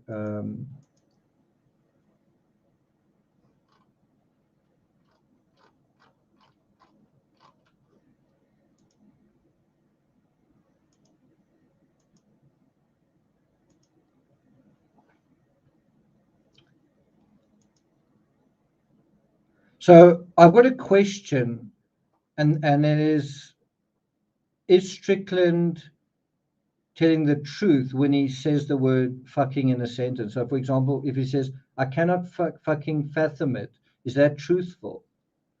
Or can he fucking fathom it? When he says that he doesn't think it's fucking possible, does he think it's fucking possible? In other words, when he uses that word, is he more reliable or less reliable? Someone else who did this was Chris Watts. Whenever Chris Watts said promise, I promise you this and that, my impression was that that was when he was lying. So I think one wants to look at the word whenever he says fucking, is he generally more reliable or less reliable? Is the use of that word meant to shock you into backing off? Is it almost an aggressive language so that you don't confront him on that, right? Because if you think of those words, it's just not fucking possible. He's being interrogated now because law enforcement think it is just fucking possible. So it's quite an absolute statement that he's making as strongly as he can. But he doesn't say that right in the beginning. He says it right at the end. Instead of saying, yeah, I cannot fucking fathom it. Anyway, do you guys see where I'm coming from? Okay, so let's go on to a little bit further. So this is quite interesting. Now they're talking about intoxication. Could she have been drinking? Was she someone who drank? Then he says, are you saying that out of her being so intoxicated that she can't control a vehicle? Yes, I mean, or she's intoxicated and gets angry. Then he says, it's possible for anybody to strike another, we'll say a pedestrian with a car, of course, accidentally, right? Okay, but this is not possible in my experience of 3 years spending virtually every day with this person. He doesn't say no, he says it's not possible.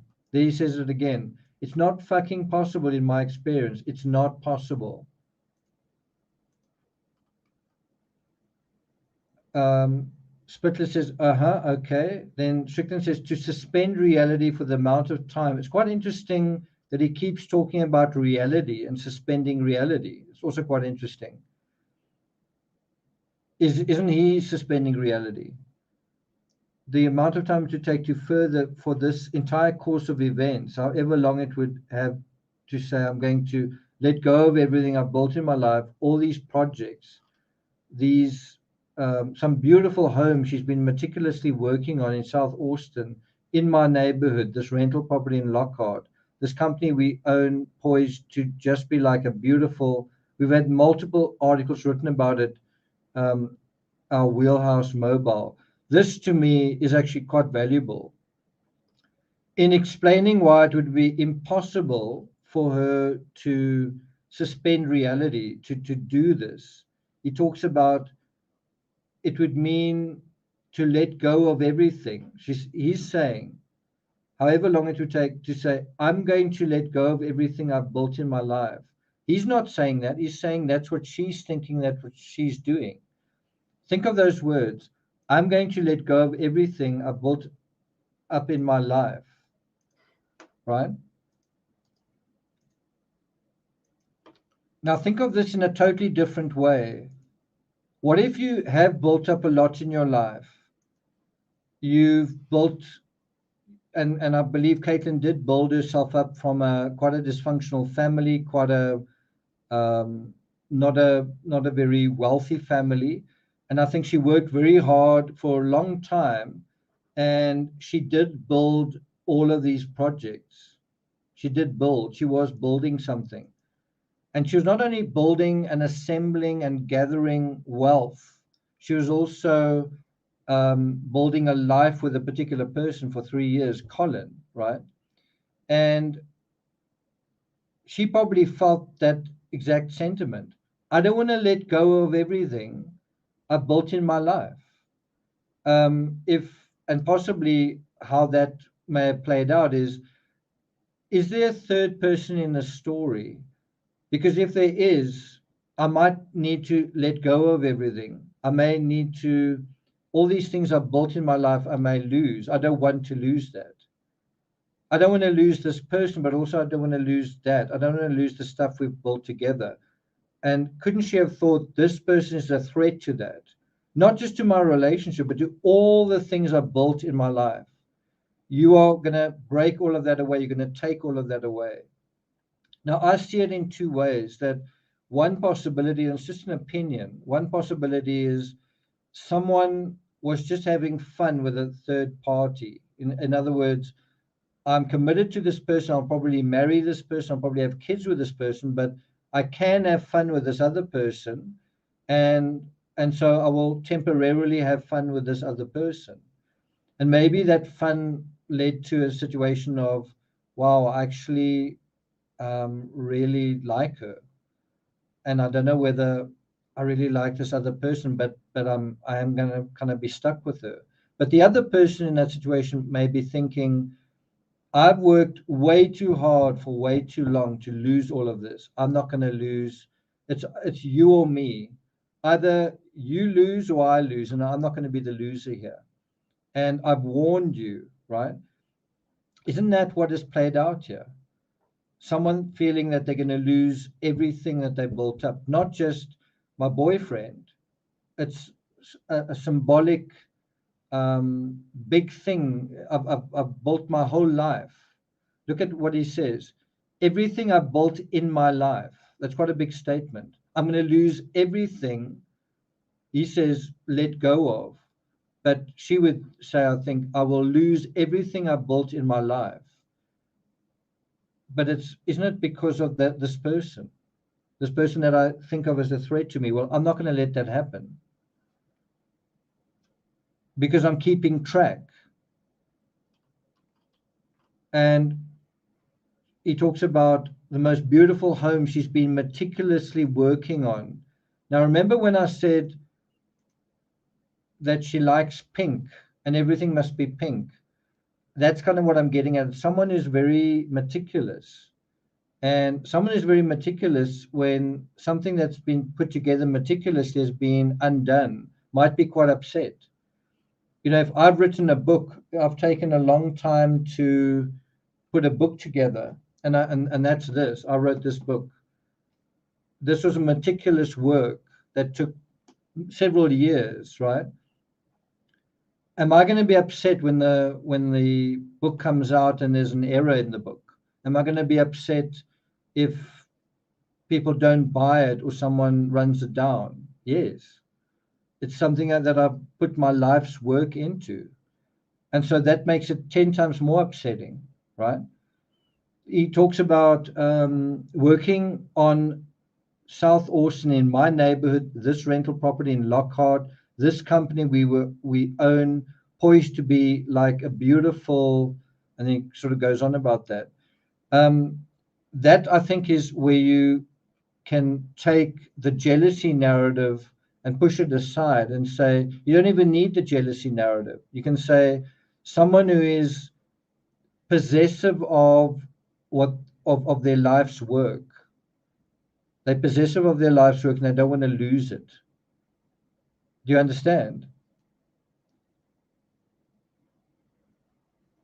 So let's look at some of your comments.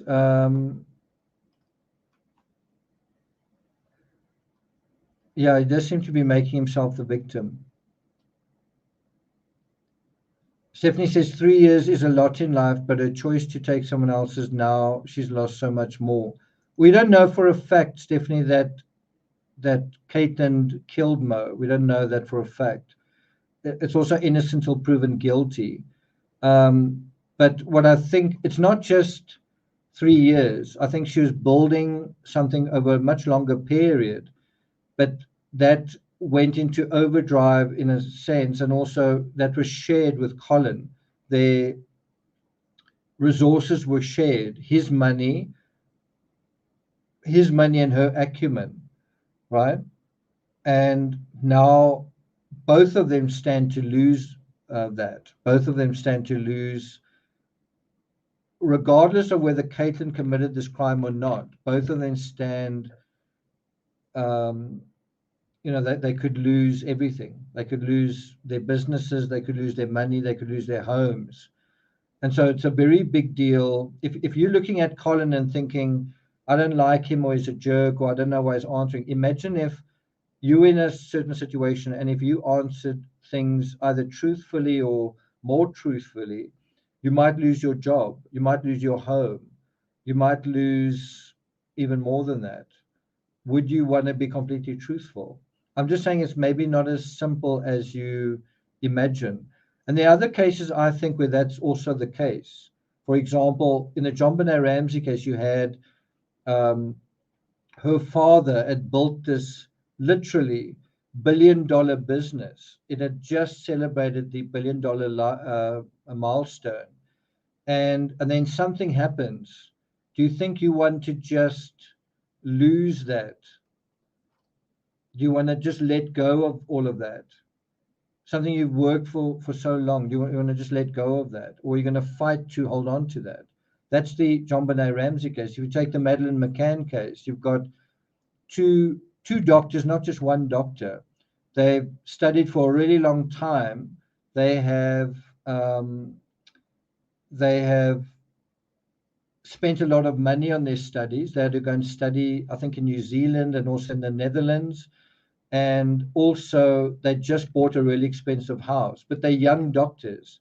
They've got to pay off those debts. They've got to pay off the house. They've got to pay off but they've just become doctors.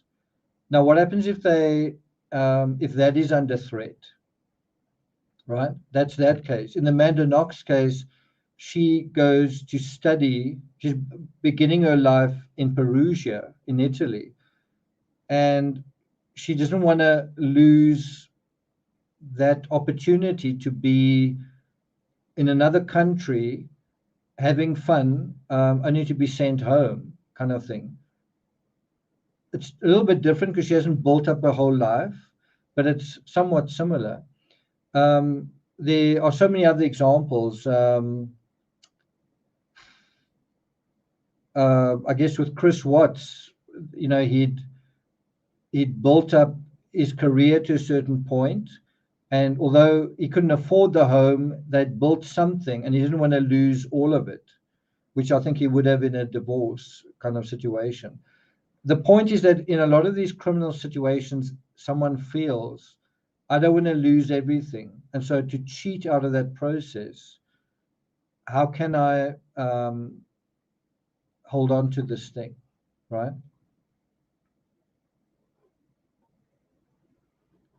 Yeah, that is true.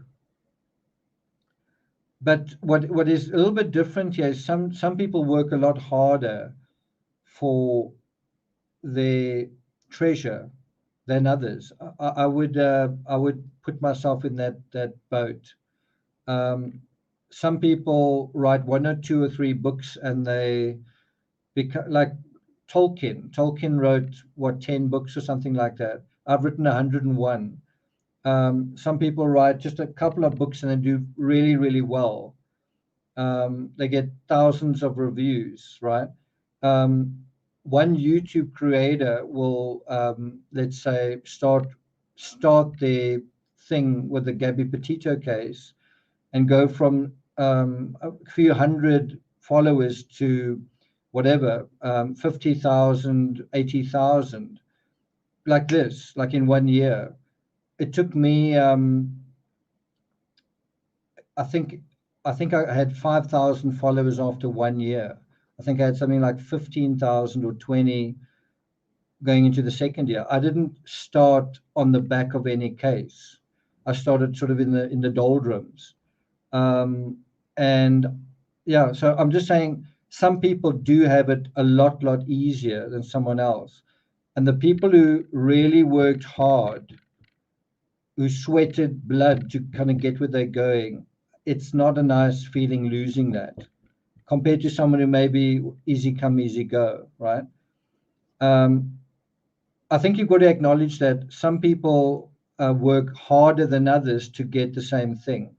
Some people, like models that are really pretty, can make money easy. I'm not saying they don't work hard, but some people can make a lot more money based on a lot less than someone else, right? And so it's so much harder when you've worked so hard to lose that as well. Does that make sense? It's not just we all work hard and we can all lose something. It's you win some, you lose some. Some people worked a lot harder for what they want. I know in swimming, I didn't have the best stroke in swimming, and I had to work a lot harder, train every single day, not miss a single session, train harder than the guy next to me.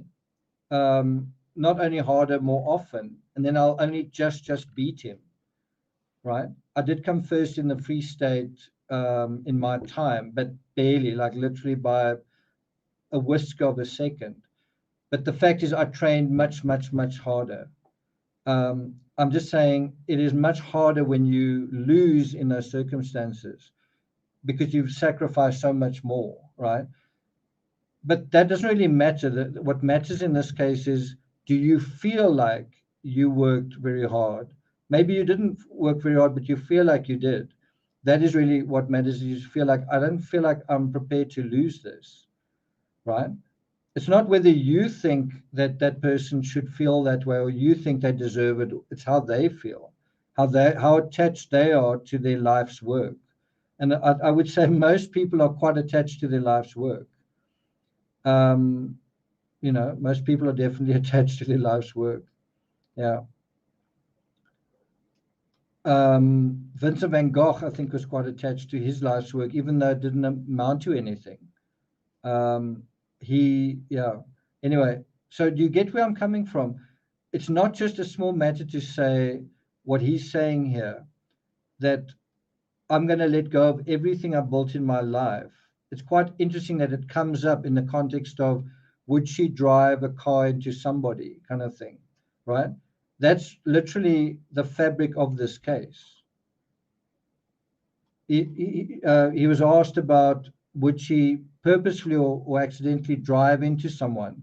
And then he's asked, would being intoxicated affect her state of mind? And he responds by saying, you know what, I've spent every day with this person, and she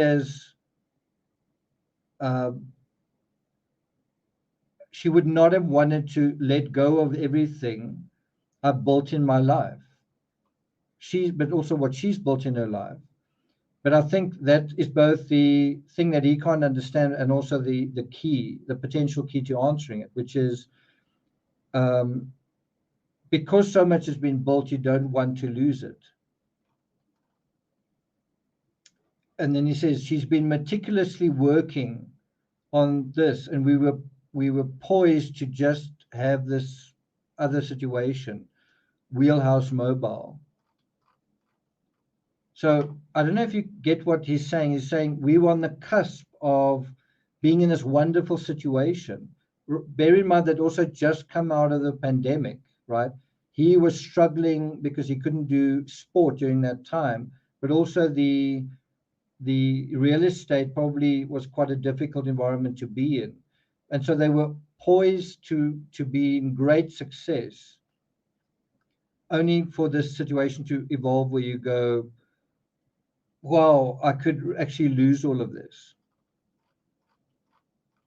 Strickland says, we are co-owning this. That is also part of it. Because they're co-owning the assets, you can see how Strickland is, in a way, joined at the hip in terms of Caitlin's circumstances. Does that make sense? Because they are so in like a double bind, because they are so intricately linked. That's why I think he uses the word extricate, is why he feels so much part of her situation. Doesn't that make sense? Okay, so he goes on to say, she has so much stuff going on. Spitler, yeah, Strickland. So then he says to lose consciousness for long enough to commit murder is not possible. Well, we saw it in the Chris Watts case. We saw someone acting like a madman. And what was going on there? A kind of a sexual jealousy aspect in terms of he wanted to be with his mistress. Also, an emotional roller coaster that he was on, and he didn't want to get off. And also financial things. I think if you think about the Chris Watts case, he also seemed to act in a way that seemed quite irrational. Anyway, Spitler says, yeah, then he says, it's not possible. And knowing all that, everybody, not only are you ending somebody's life and destroying their entire family network, but you are destroying your own life. You're destroying my career, my life. It's quite interesting that he's saying this almost as though he's saying it to her. He's not saying, but she is. He's saying, but you are. He's not saying destroying someone's life. He's saying our life, my career, my life. And it's all true. This part is probably the truest part, one of the truest parts in this whole section. Is it going to let me copy this?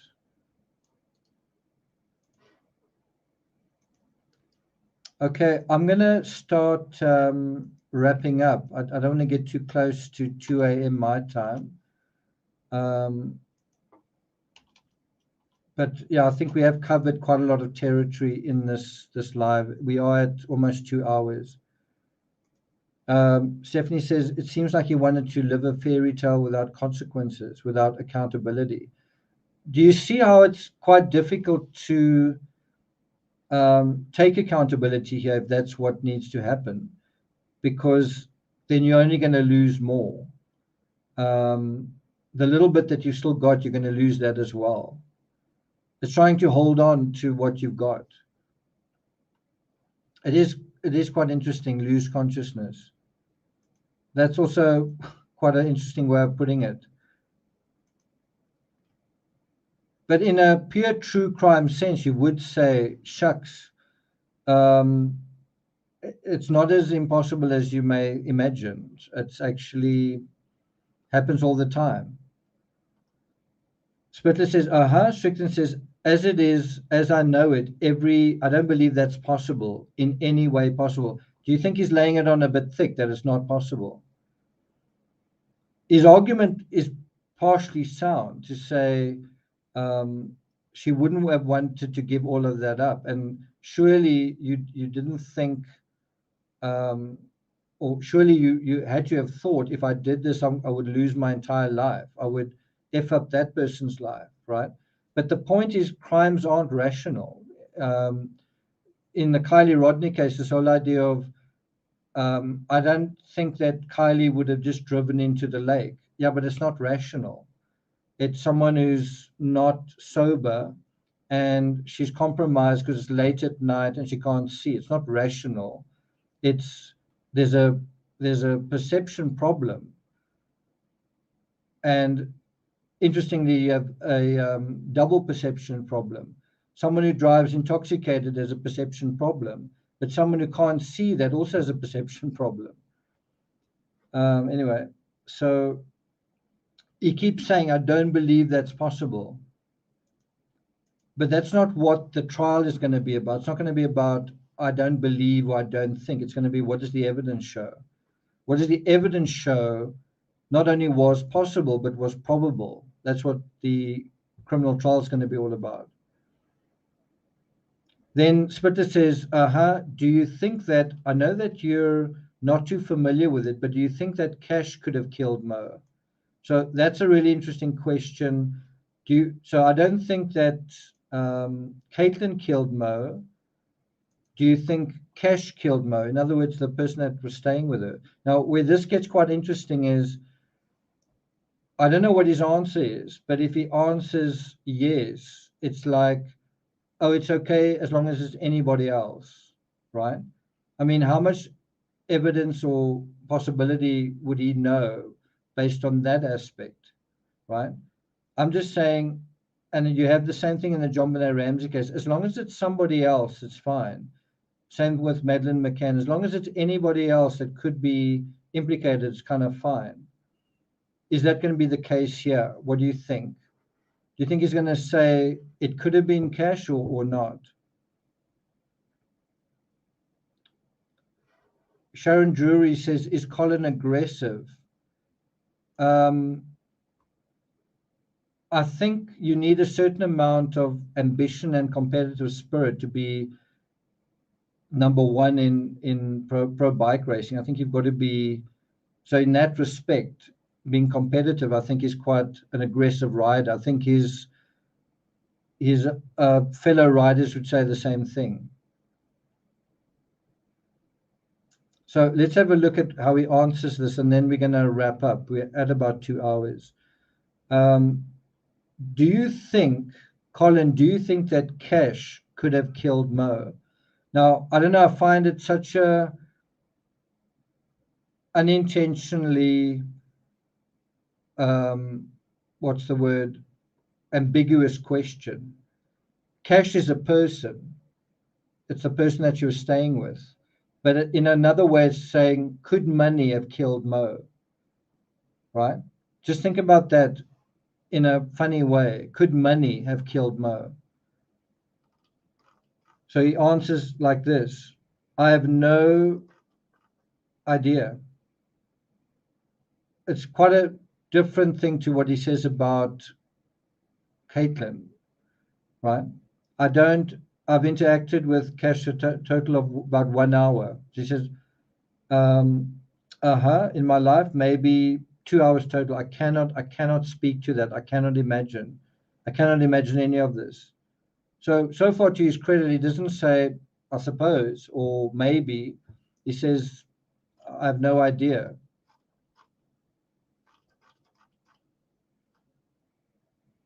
But it's quite interesting how he answers it regarding Caitlin and how he answers it regarding her. Then he says, in my life, maybe 2 hours total. I cannot speak to that. I mean, it is all just, it's like a watch. It's some kind of I don't know their personal relationship. That's all I can say. But I don't know. I have no comment on this because this is the most extreme human behavior possible. And I cannot imagine anybody that I know, much less these people being involved in this. Quite interesting how he puts that. I can't imagine anyone I know, much less these people, much less somebody else, being involved in this. Then he says, I see people on the street where they are like tweaking out, and I'm not saying anything. I'm just saying, like, I could see those people snapping on. So it's almost like he's saying, I don't think it's Caitlin and I don't think it's Cash, but it could be someone else. I think he's just saying it could be some anonymous someone else. He says, I'm not trying to lead anything, but that's my thought process. So again, this is really ironic because Kofi is trying to make the case that Spittler is leading him and tricking him and manipulating him. And that's why he highlights this thing where Kofa highlights the thing where Colin apparently says, you fucking manipulating me. And here he's saying, I'm not trying to lead anything. And think about that. Is Colin not trying to lead the investigation away from Caitlin? Is he not trying to lead the investigation away from Cash? Is he not trying to lead it away to just someone we don't know, right? A random dude did it, some intruder. Then he says, I can see people, unstable people, but I don't know any unstable people. So, okay, I don't think I knew. I mean, so I want to ask you. So now she breaks in. I know this is upsetting. I just want to ask you to clarify this. When you're talking about, it sounds like you're saying Caitlin's too smart to jeopardize her whole life over one moment. Isn't that what they said about Kylie? Kylie's too smart to jeopardize her whole life over one moment. What do you think the answer is? Do people sometimes jeopardize their lives? I know I have. We sometimes take risks and we don't survive them. Sometimes smart people take risks and don't survive them. They do it all the time on Mount Everest. Then she says, but do you also anyway, he interrupts here to say, I think she's more, it's just that anybody, I'm just stating what she was going on, yeah, in her life. But what about her that you know? Do you know her as a volatile or angry person? No, not like no. So he's saying no, almost saying not like killing someone. Then he backtracks and says, no, I mean not out of the ordinary. Any human being I've ever interacted, she's by far the least, like one of the least volatile women I've dated. And so that calls into question what these anonymous callers said about her shaking and about what she said. She's one of the least volatile women I've dated in terms of emotion upwelling of like anger and jealous and emotion. And then he says, there's warning signs, and I've never seen anything that was alarming.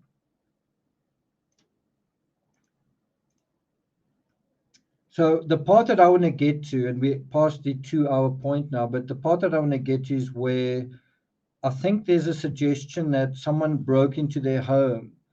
There was some kind of intruder that broke into their home and I don't know, did something. I don't know if that's going to come out in this transcript. I guess we'll see. Swimming is very intimate. It can be. Okay, so let's just go on a little bit further. Where are we now? 273. Let's just go on to 275. So he says, it's just the extent I can't even fathom it. Then Colin says, can we do a cheek swab? Do you need any other information? You kind of get the sense that he's kind of saying, are we done here? He's basically saying, let's end this here. Let's do the cheek swab and I want to be done. And we are, I think, something like 100 pages to go. And so Spittler says, yeah, we can definitely do the cheek swab. I was going to ask you if you're fine with telling me just kind of the route that you took from the house.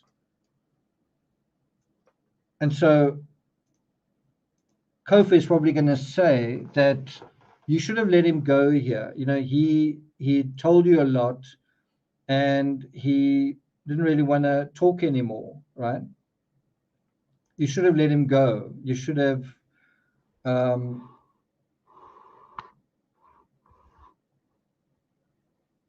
I don't know why it doesn't sometimes focus. So all the skin color looks the same. You know, maybe if I sit a little bit forward. So we're going to leave it at this point. We on page 274. We'll pick up on page 275, where you can see Spittler is quite persistent to his credit, and they're now going to talk about the route that he took from the house, from I guess the crime scene back home. And he probably has other calculations that he wants to address, like the time that it took to get home, what time did Caitlin get home, and all the aftermath to that as well. So I think you'll agree, once again, we've found so much more in continuing this deep dive, and bear in mind the motion continues tomorrow. Kofa will be in court. I think Caitlin will be in court as well on Monday for all of this to continue. So we'll continue doing our own digging and probing and asking questions and trying to get answers.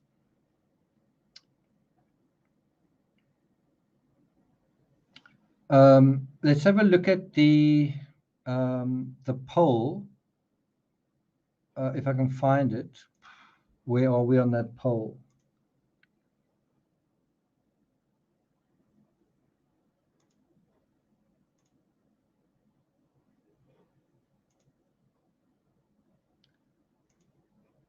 So if we remove Strickland out of the witness pool, who's left and what other evidence is there? So what you guys say is no one's left. Well, Cash is definitely a witness of a sort. Caitlin's sister is potentially a witness of a sort as well.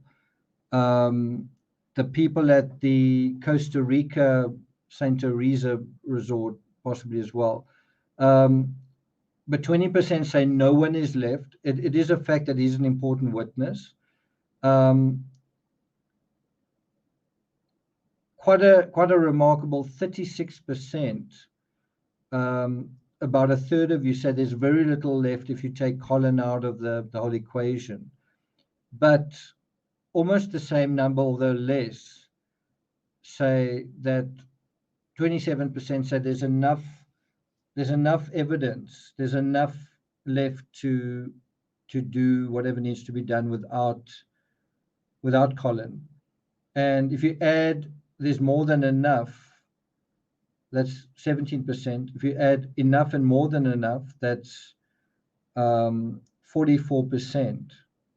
Is that enough? Is 44% enough? It's not more than 50% saying that there's enough to prosecute this case. If you think about your responses there, you're just going on your responses, it's definitely quite concerning that there seems to be more and more and more doubt somehow coming into this case. But I sort of wonder, isn't the wool being pulled over your eyes or our eyes? Sometimes someone trying to convince you of something doesn't automatically make it convincing. Thanks a lot, Sarah Terry. Thanks very much. Okay, I'm going to be signing off. I may be back with Van Gogh Letters 32 with some of my photography. I'll introduce that episode with that. So, Stephanie, if you want to just sign in for that, you might find it worthwhile. Run the World says, thanks, have a good night. Yeah, the phone data needs to come in. That could be very big. I don't know whether her vehicle also has a black box, whether that can also show telemetry. I don't know whether the vehicle can also show its movements. That could also be quite interesting. But remember what I said about autopsy, that can also be really interesting, saying with some precision what time Mo died and where was everyone when that happened. Trial date was moved. Well, I think it's to next year because Kofa's going to be in Tanzania and all over the place for the next while. Okay. Did KA have plastic surgery? It looks like she may have. Kofa disputes that. He says there's no proof of that. But he's kind of been saying the same thing about everything. Is like, do you have absolute proof? So there was a receipt of plastic surgery, I think, in her things, but it had someone else's name on it. Also, I think she was seen with a bandage over her nose, but she said it was a surfing accident. The thing that makes Kofa's job easier is he doesn't have to disprove the case. He just has to raise doubt, right? It's a much lower burden than the prosecution must prove beyond a reasonable doubt that somebody did something. They've got to have strong evidence and circumstantial and so on. And they seem to not have a witness on their side.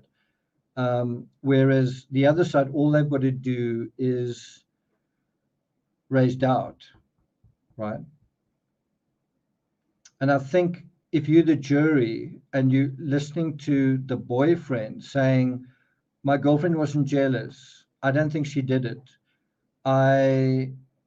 whatever, that is already going to be raising some doubt. The question is that doubt going to be sufficient? Okay. So again, yeah, thanks SW Firefly. Thanks for that. And thanks a lot, everyone who's here. Marlene says, I think CS might be a terrible prosecution witness based on what we've seen. I think that as a defense witness, and then you've got your opinion there. Okay, so we'll see. We are obviously just reading something. We don't know how he comes across. Maybe he comes across with some swagger. Maybe appears quite good looking. Bear in mind he's a professional athlete. Maybe that'll have some impact. CJ says, thank you for clarifying surgery and your knowledge on this case. Always amazing. Okay, so I'm not going to take it further than that. Thanks a lot, mods. Terry, Sharon, Stephanie, also members, and Bruce, always good to see you. Susan, Jennifer, Helena, always good to see you guys. Thanks a lot for your always very mature and thoughtful analysis and questions and comments. Always nice to be in a community that's smart and thoughtful and thinks in a sensible way. So thanks a lot for that. We're going to continue with this tomorrow again. So look out for the ongoing analysis. Also think about some other words you can search through the document. Think about other words that might be quite interesting to look at. Those listening on replay, remember, if you're enjoying this analysis, you can hit the thanks button. But wherever you are, enjoy the rest of your Sunday. Stay safe, take care, and I'll see you guys next time. Ciao.